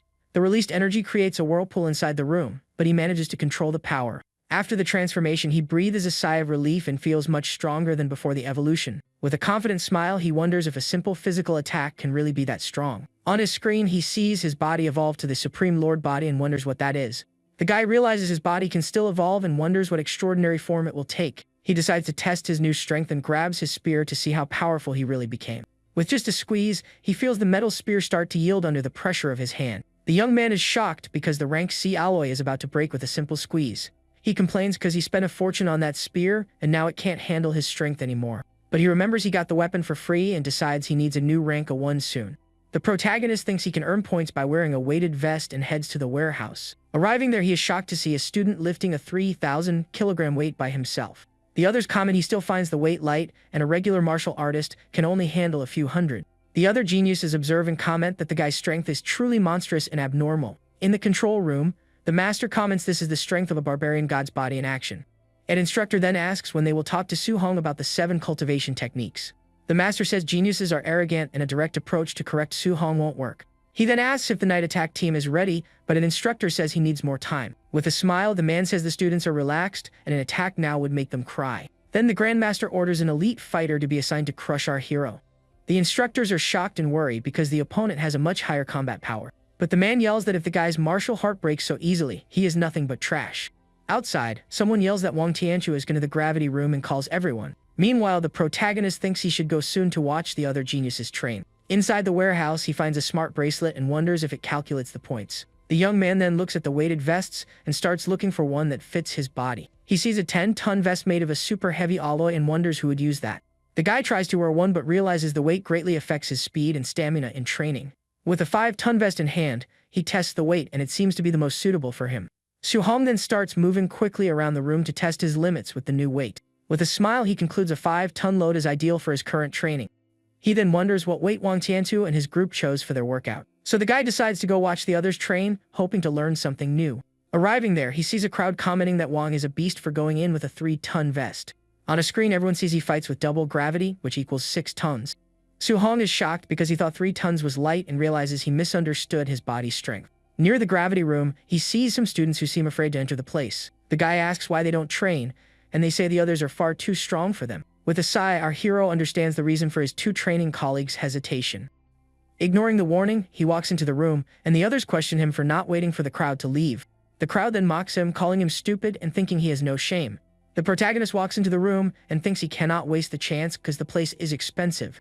He thinks with double gravity, his 5-ton vest would feel like 10, and he wouldn't handle it. To endure more time in training, he then decides to set the gravity to 1.5. Suddenly, he feels an enormous pressure on his body and complains that it is very heavy. Outside, everyone mocks him for using only 1.5 gravity and calls him weak. Sitting down, he realizes the cultivation speed is incredible and the room is highly efficient. 2 hours pass, and the young man keeps meditating while his body releases a red aura. With sweat running down his face, he opens his eyes, which glow with an intense blue light. On his screen, he sees his guidance arts leveled up and his blood Q increased. He gets up with difficulty and thinks the other rooms in the camp must be amazing. With an exhausted body, he finally leaves the gravity room and goes to the outside area. The guys from earlier mock him for coming out sweaty and not handling the gravity without a vest. But our hero takes off his jacket and complains his weighted suit is terrible for ventilation. Seeing the vest under his clothes, the two are shocked and left speechless by the scene. The others wonder how heavy the vest was, and one comments that his strength is decent. One of the students says despite Su Hong's skill, he can't compare to the monster Wang Tianchu. Suddenly, someone yells that Wang Tianchu is coming out and he handled 6 tons for 2 hours. With a sweaty body, the genius leaves the room, and everyone praises him as the strongest in the camp. The other students are impressed by the display of strength and feel motivated by the feat. The guy then stretches and breathes in relief while commenting the weight was truly frightening. Another genius challenges him to the movement room, but Wang says it would be crazy to compete with him in that. The protagonist overhears the conversation and is surprised to learn the other guy has a rank 8 technique. With a determined look, he thinks that although his body is strong, he needs a movement technique. In the movement room, everyone talks about the powerful flying swan technique used for training. A student says the room has arrow shooters and the genius chose the maximum difficulty. With incredible speed, the guy dodges several attacks and leaves everyone's jaws on the floor. He even has energy to show off with flower petals, and a girl finds him very handsome. Our hero is impressed by the technique, and a panel shows he started learning it. With his eyes glowing, he analyzes the genius's every move and memorizes all the details of the fight. The young man then starts mimicking the other guy's steps and prepares to test the new skill. The other students notice what he is doing, and one points at the guy in surprise. They start laughing and find it ridiculous. He thinks he can learn a rank a technique just by watching. Meanwhile, his progress increases rapidly, and he is already copying the movements perfectly. The learning percentage rises non-stop, and a glowing aura surrounds the protagonist's body. With a smile, he celebrates having learned his first rank A movement technique. He thinks the other guy's movements are too flashy and even a bit embarrassing for him. But since he already learned the technique, he decides to go to the beast room to earn more points. The guy wonders why everyone is staring at him, and they comment his pose was impressive. With a red face, he realizes he must have copied the other's flashy poses in the real world. Embarrassed, he runs away and swears never to use the other guy as a model again while the others praise him. As he runs away, he feels someone is following him and goes on high alert. It's the 2 guys he humiliated earlier, and they are planning an ambush at the beast room exit. Our hero then arrives at the beast room and sees a large crowd gathered in front of the place. In front of the room, Wang Tiantu argues with a girl to see who is the true number 1 in the camp. He says she can't beat his barbarian god body, but she accuses him of underestimating her power. The young man is curious about a spiritual reader's fighting style and decides to watch their battle. The girl then enters the arena and jumps toward beasts while our hero wonders what is going on. He is shocked to see the girl floating and realizes this is the power of a spiritual reader. With a glow in her hand, she defeats 3 black tigers at once and leaves him stunned by the scene. Beams of light pierce the beast at high speed, and he wonders what those attacks were. Suddenly, a huge beast with 3 eyes appears and roars at the girl with a threatening aura. The creature's eyes glow with fury as it prepares to attack the powerful fighter. Using her power, the lady manages to control one of the beasts and pins it mid-air with ease. Then she attacks with a series of golden energy strikes and puts on a light show in the arena. Watching the fight closely, our hero realizes the light beams were actually daggers. The guy understands spiritual readers are strong because they can float and control enemies. Suddenly, everyone on screen sees a giant golden sword and wonders what that is. The girl then summons the sword and uses it to attack a giant serpent right in front of her. With a focused look full of determination, the young warrior advances for combat. The energy weapon then strikes through the beast with overwhelming power and defeats it instantly. Our hero is confused and wonders if she had a weapon, since he didn't see anything in her hands. Lin Sing then explains that this is a rank A martial technique exclusive to spiritual readers. The others are amazed and wonder how everyone there has rank A techniques, and if Wang has one too. He confirms he does, and the technique is offensive, leaving everyone shocked by the camp's monsters. The protagonist gets excited because the training camp is full of techniques and he came to the right place. On the screen, Wang defeats a beast with a punch, and everyone comments he didn't use any technique at all. The guy realizes Wang won't use his technique, but thinks he'll get another chance to learn from him. He then opens his status and sees he needs 73 more points to become a spiritual reader. With a wicked smile, he decides he will go on a hunting streak to get the points he needs. The 2 following him see him enter the room and get ready for their revenge plan. They comment no one is paying attention and it's the perfect chance to sneak in and hit him. But suddenly, one of them yells in shock, and the other tells him to stay quiet so they won't be noticed. Pointing at the screen, they see the guy is surrounded by dozens of high-level beasts. He then wonders if the young man is crazy for challenging over a dozen beasts at the same time. One of them suggests calling an instructor, but the other says it's too late and he will be torn apart. Inside the arena, Su Hong smiles and says it seems the 2 won't get their revenge after all. With a confident gesture, he then calls the beast to fight and prepares for combat. The creatures charge furiously and surround him in a wave of totally sharp claws and fangs. But using his agility, the guy dodges a pincer attack with incredible ease. Next, he counters and his hands glow with an extremely powerful blue energy. With a direct strike, he hits one of the monsters squarely and throws it far away with an explosion. Energy flows from his hands as he molds it to create devastating and continuous attacks. The young man becomes a hurricane of power and strikes multiple creatures at once non-stop. The two are shocked and wonder if they are dreaming, because that seems impossible for him. One of them then recognizes the technique and yells that those are Lin Sing's flying swan steps. The other wonders if the guy learned the technique just by watching the genius use it once. His friend suggests forgetting about revenge because the two of them together are no match for our hero. But the bully refuses to give up and says he can't swallow the insult he suffered earlier. The buddy then points at the screen and tells him to take another look before picking a fight. With his face pale from fear, the guy is paralyzed by the scene he sees in front of him. His wooden club breaks and falls to the ground while they stand in silence watching. In a few minutes, our hero is already standing on a pile of 10 defeated beasts in the arena. He sees he earned 61 points and realizes it is getting harder to earn martial value. Even so, the young man does not give up and stays focused on his goal of getting stronger. Suddenly, new beasts emerge from the darkness and prepare to attack the protagonist in the arena. He looks at the new creatures and says there is no time to rest, and he will keep going. A massive monster with sharp claws and red eyes charges toward him to attack. With a serious look, he readies his fist, which glows with golden energy, to strike back. Then the guy attacks with a powerful kick, hitting several beasts at once with his energy. He becomes the center of a golden light tornado and defeats all the enemies around him. The remaining monsters get scared and start slowly backing away from our hero. With his eyes glowing, he asks where they are going and says they must hand over their martial value. The protagonist then leaps nimbly into the air and chases a giant scorpion for battle. Amidst the chaos of the fight, he keeps battling dozens of creatures without stopping for a second. Outside, the two bullies watch the screen and are left completely speechless by the scene.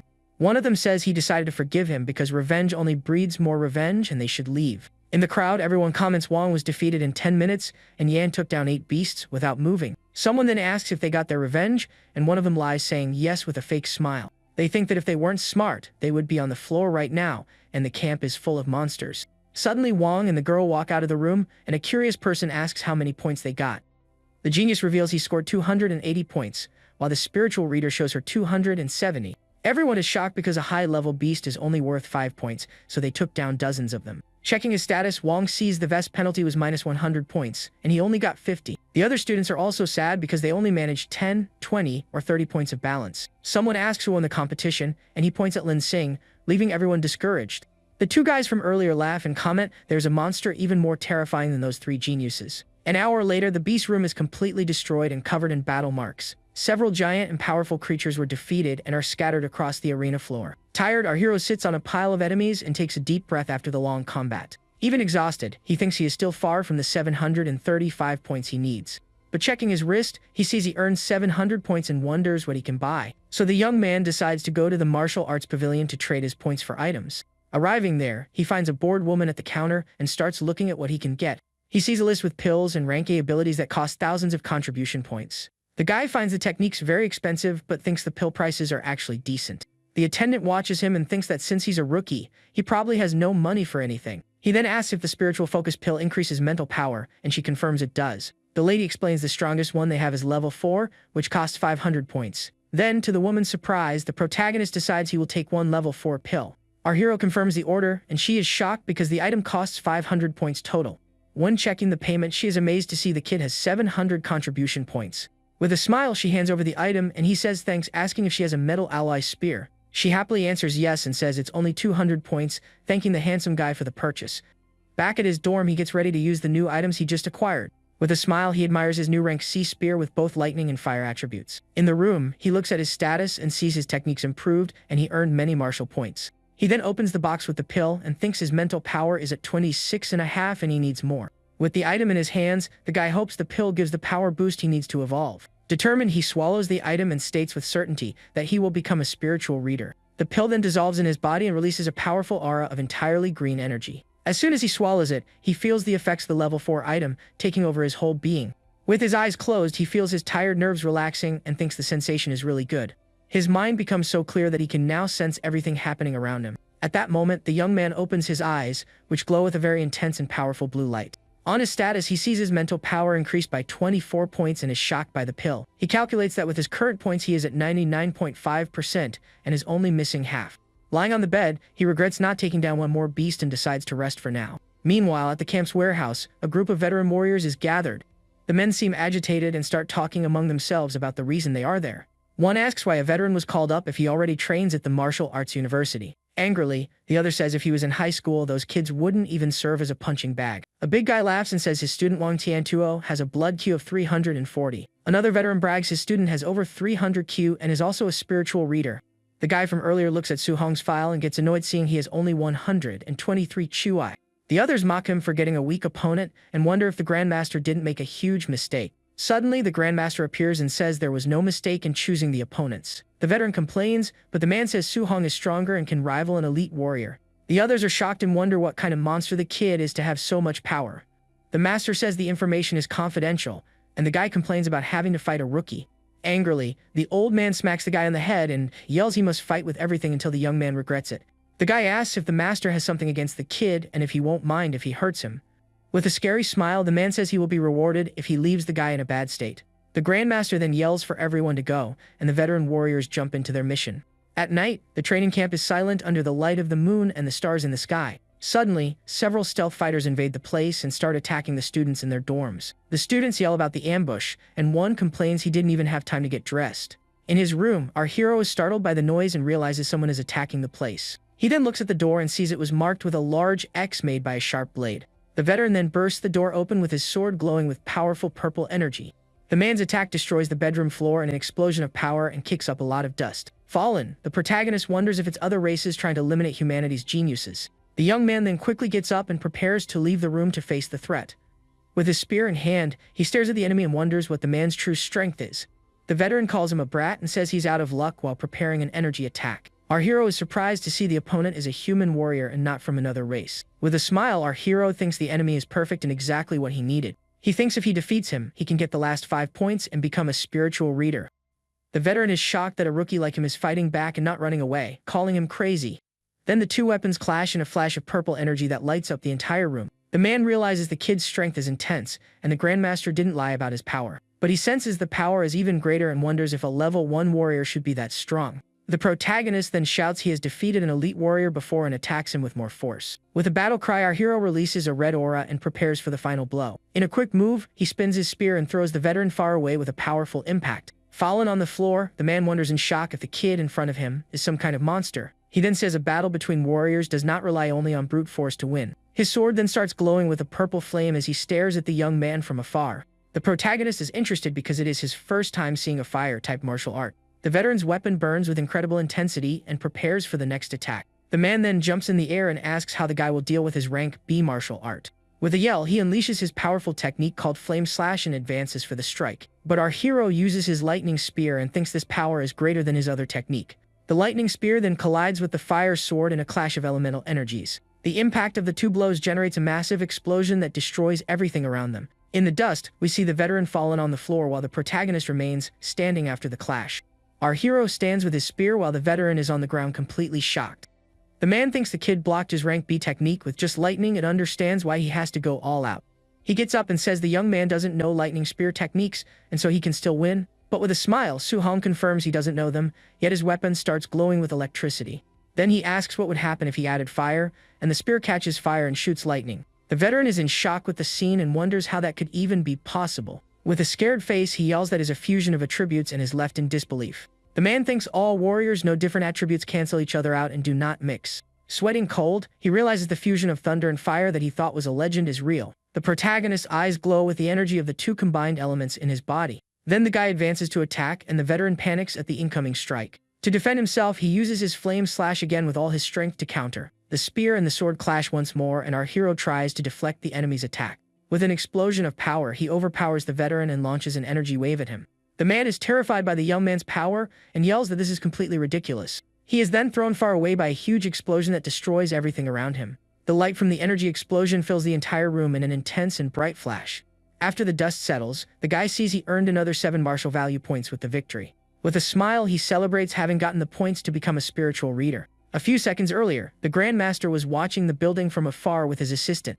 The master says Su Hong must have already been defeated and he will finally be able to correct him.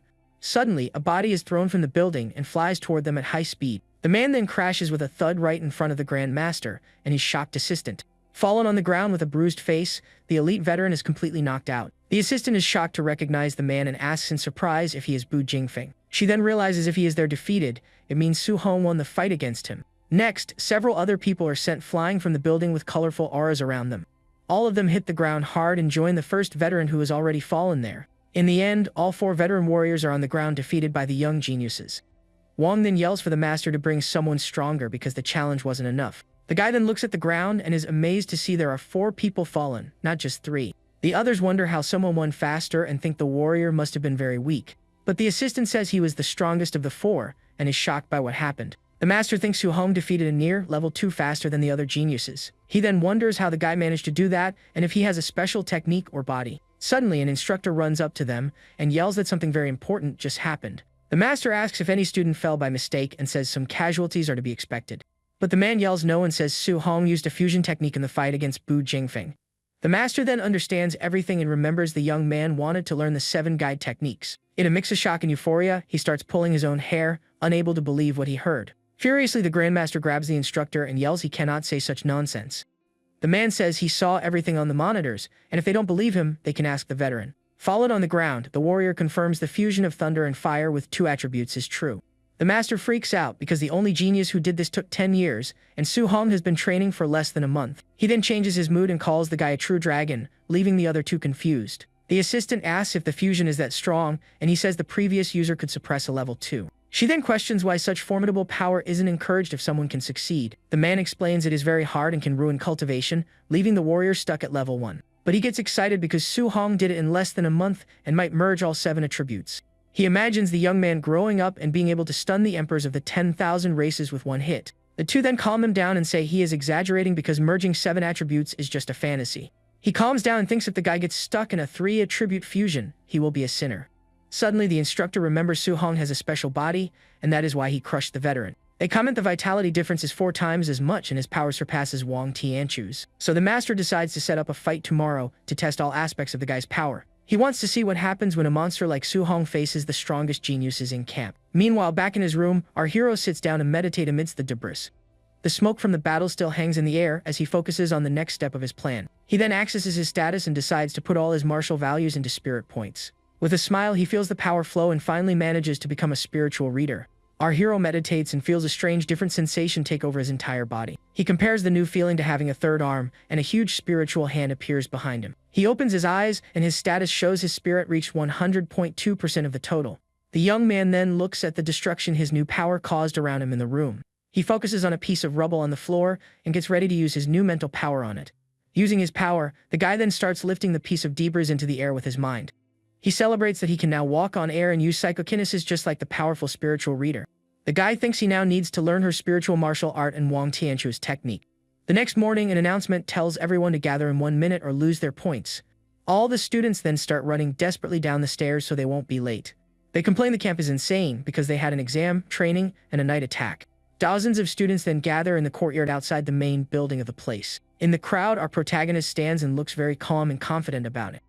The instructor looks at the students and says it is good because not a single person was late for roll call. He says he thought many would be too exhausted to get out of bed and calls them geniuses. A student complains he lost the fight because the enemy didn't even let him put his underwear on first. The instructor then asks if an attacker from other races would wait for him to put on his underwear. The other students laugh at his face and nickname him Underwear Bro because of his complaint. The other instructor says it's normal to be frustrated after such an exhausting day like yesterday. He then says many are dissatisfied and so they organized a test for that day. The instructor explains the test will evaluate blood Q power, strength, and even speed. After the test, he reveals there will be a combat ranking and the top 10 will receive points. The students think the top 3 spots already belong to the geniuses, but there are prizes down to 10th place. With a smile, our hero hears everything and wonders what the reward for first place will be. The instructor then yells for everyone to be quiet and follow him to the evaluation area. They arrive at a warehouse that serves as a test field with a level 2 power monitor. The Grandmaster looks at the crowd and notices the guy is hiding and doesn't draw much attention. A student thinks the master is looking at him, but his friend soon says he is mistaken. The protagonist then notices the man's fixed gaze and understands he is the actual target. The master says he has high expectations, and therefore the winner will get a rank of martial art. Everyone is shocked by the prize and comments that now Wang and the other 2 will go all out. The genius thinks rank of martial arts are rare and even his family owns very few. The girl also gets excited and thinks she can pick any technique if she comes in first. The other guy thinks about getting a technique that matches his steps to prove his worth. Our hero also gets excited about the reward and decides he will give his all on the test. With a serious look, the Grandmaster thinks he is going to see how strong the kid really is in the test. The man then calls the 3 geniuses to be the first, and they go to the front of the room. The other students wonder who would dare to go after them, as the next ones will sweat a lot. But to everyone's shock, the master announces the fourth participant will be our protagonist. A classmate comments the guy has no luck, and another asks if he offended the grandmaster. The students comment the master wants to use the weakest to motivate the others, and the contrast will be brutal. The master tells him to test combat power first while the guy runs to the testing machine. With a fast move, the genius then hits the combat machine with an extremely powerful strike. The monitor screen then lights up and reveals he scored an impressive 4,013 points. The others are shocked because he scored over 4,000 on what he claims is his weak point. The protagonist thinks since he uses a rank technique, his martial arts certainly isn't bad. The guy then focuses his powerful green energy in his fist and prepares for the next attack. He then uses his Gale Punch technique and hits the machine with everything he has got. This time the score goes even higher, and the monitor displays the number 5,642. Everyone is amazed because that power belongs to a level 2 martial artist, and it's not even his specialty. Suho acquires the technique and thinks the increase of 1,600 points was a bit low for him. The genius passes by the girl and says her score was just okay, making her very annoyed. The spiritual reader scores 3,253 points, and the guy thinks that's quite normal. She then focuses and her eyes glow with golden energy as she yells with power. The girl hits the machine with a massive strike that releases a large burst of golden energy. Our hero then learns the spiritual weapon condensation art and thinks the camp is amazing. With a smile, he wonders how many other martial arts he will still manage to learn that day. The energy of the girl's hit condenses on the machine, which prepares to show the final result. With her eyes glowing intensely, the lady focuses all her spiritual power into a single point. Finally, she releases an energy wave that pushes her back and hits the testing machine squarely. The monitor then displays the score, and she hits 5,942 power points. The crowd is shocked because she scored almost 6,000 and easily surpassed the other genius. Our hero gets jealous and thinks about the power to fly and control objects she now has. In his mind, the young man imagines using spiritual power and is surrounded by a golden aura. With a gesture, he visualizes energy condensation and how the technique actually works in combat. He thinks the technique can create anything, but the more solid it is, the more spiritual power it uses. The guy realizes that with his current power level, it will be hard to learn the technique right away. So he decides to learn it later and turns his attention to Wang Tiantuo, who steps into the arena. The crowd yells it's Wang's turn and the true god of combat power has finally arrived. Su-hong then wonders what the difference is between the barbarian god's body and his overlord body. With a clenched fist, Wang says that strike will show the huge power difference between them. Next, he runs and hits the testing machine with a punch that generates a massive shockwave. Everyone is amazed because he scored 5,612 points with just a regular physical punch. The Grandmaster and his assistant watch the scene, and the old man says the result was very good. Wang thanks the master's compliment and says he will now use one of his martial arts on the machine. The protagonist gets excited and thinks he will finally see the genius's famous rank A technique. Wang's hand then glows with a ghostly white energy and prepares for the next attack. He then focuses his power and prepares to use his powerful fist technique against the target. The master observes the guy's attack and recognizes the rank A ghost fire fist technique.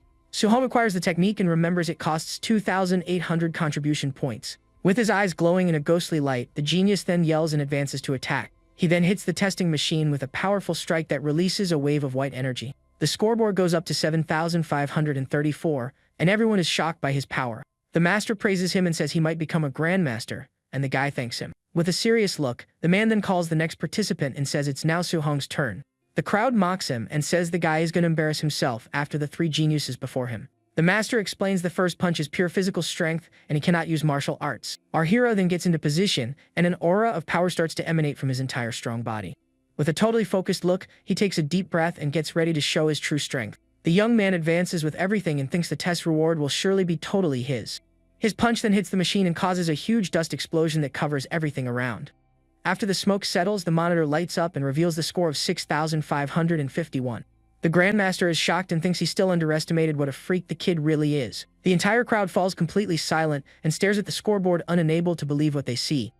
They then start yelling and wondering if the machine broke because he was the worst in the class. The three geniuses are shocked and admit his power isn't that of a normal level 1 warrior. Our hero asks if he can continue and the master agrees, still surprised by what he did. The protagonist then prepares for his next test in front of the place's combat machine. He starts learning the fire fist technique and an aura of blue flames completely surrounds him. The young man thinks the technique suits him and is easier to learn than the rank A1 from before.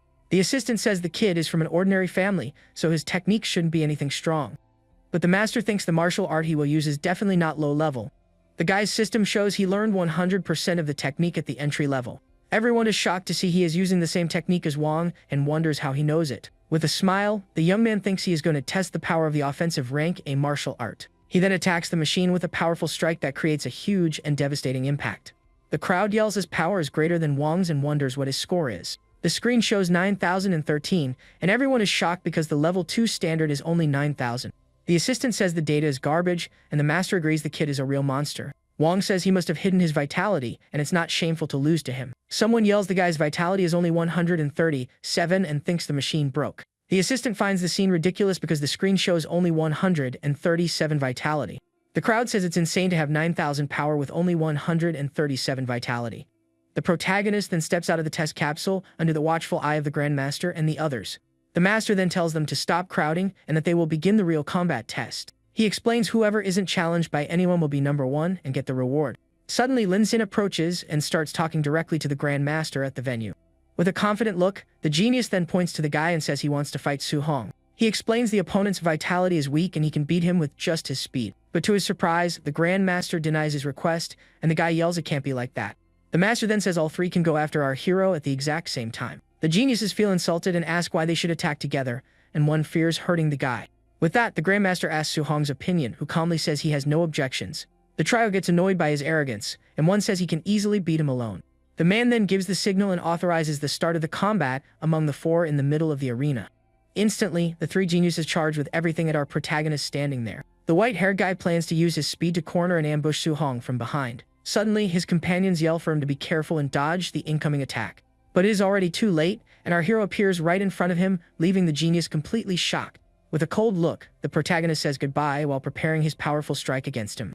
His hand moves at high speed toward the opponent's face, who cannot react. The strike barely grazes him, and the guy is pushed back, narrowly escaping the attack. He thanks the girl for saving him and warns the adversary's speed is unnatural.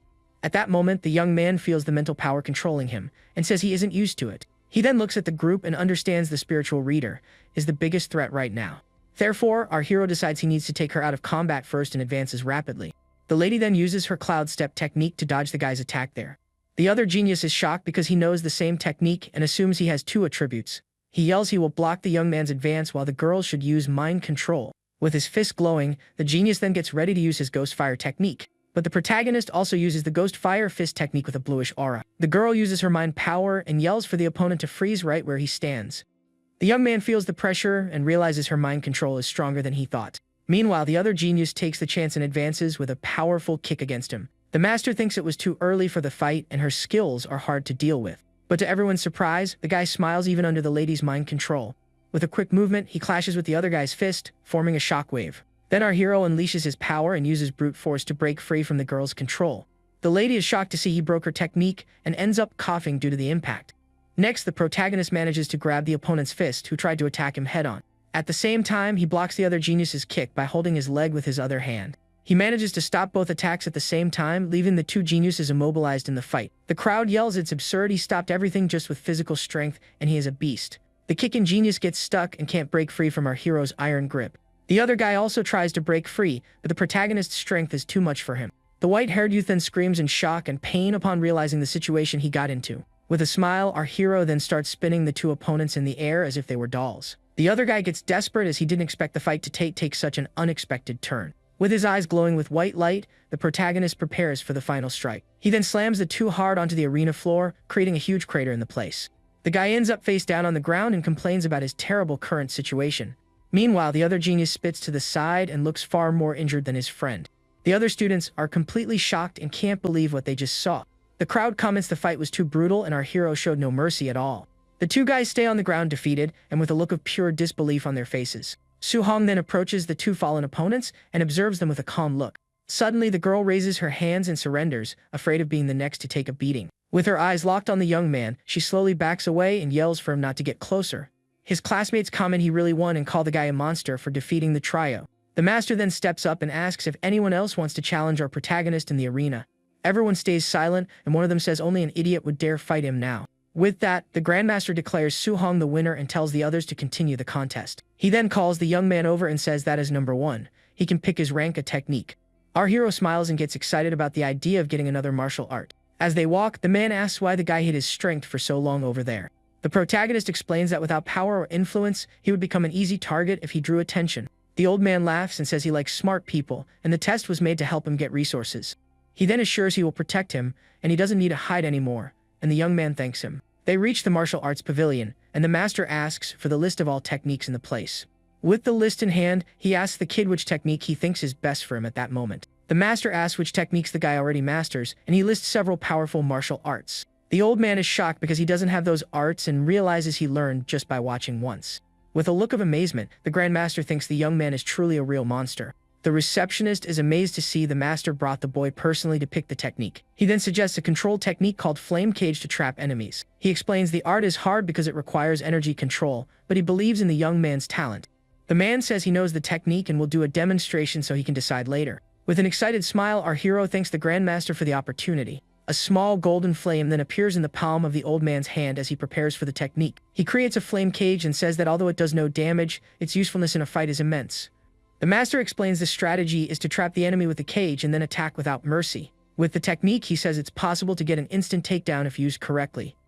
But he warns keeping the cage and attacking at the same time is hard, and he only did it at rank 3. Hearing this, the guy rejects the technique right away and says he'll pass if it's that difficult. The old man is surprised by his refusal but thinks his potential is limitless since he listens to advice.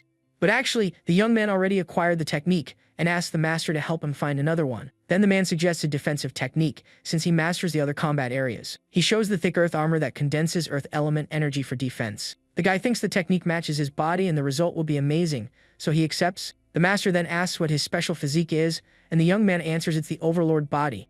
He then thinks that with the overlord body, the master might even give him a bunch of techniques.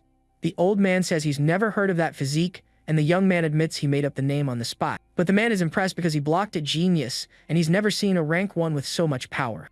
The Grandmaster gets thoughtful and tries to process the new information he just got from the guy. Suddenly his phone rings and the receptionist reports the guy was wearing a weighted vest in the fight.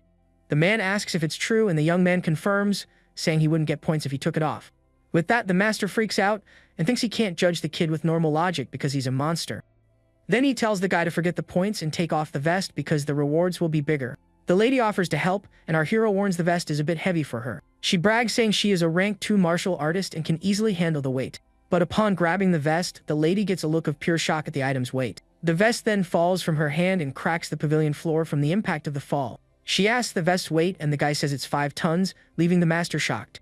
The old man then hugs the young man and says he has another rank A technique to give the little monster. The guy asks what the technique is, and the master recalls he uses a spear just like another master. He explains this other master has a thunder spear technique, one of the strongest in existence.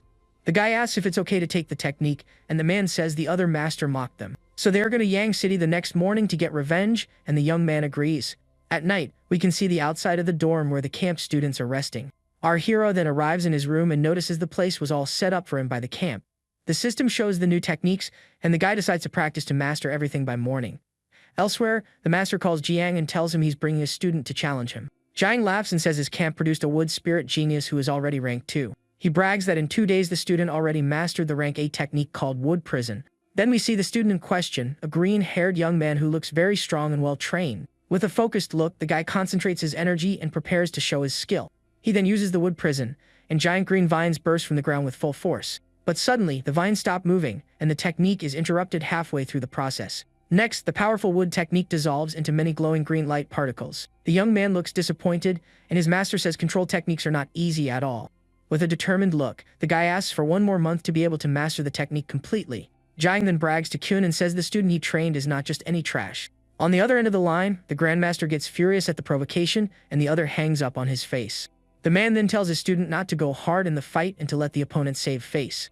The young man agrees with a smile and says he can count on his great acting in combat. The following afternoon, they arrive at the Yang City camp, which sits on an ice mountain. The master and our hero arrive flying at the place for the big challenge between the 2 camps. The guy gets excited because he didn't expect his first flying experience to be like that. They then land in the training arena where the other master and his students are already waiting for them. With a mocking smile, Jiang asks Kyun what kind of genius he brought for the big fight. With a smile, Master Kyun introduces his student and says he is also a rank 1 spear user. But Jiang mocks him and asks if his friend went crazy treating a rank 1 like a treasure. The rival master thinks his rank 2 student will win easily, and he needs to fake it in the fight. With that, the Grandmaster rushes the fight and says they need to get back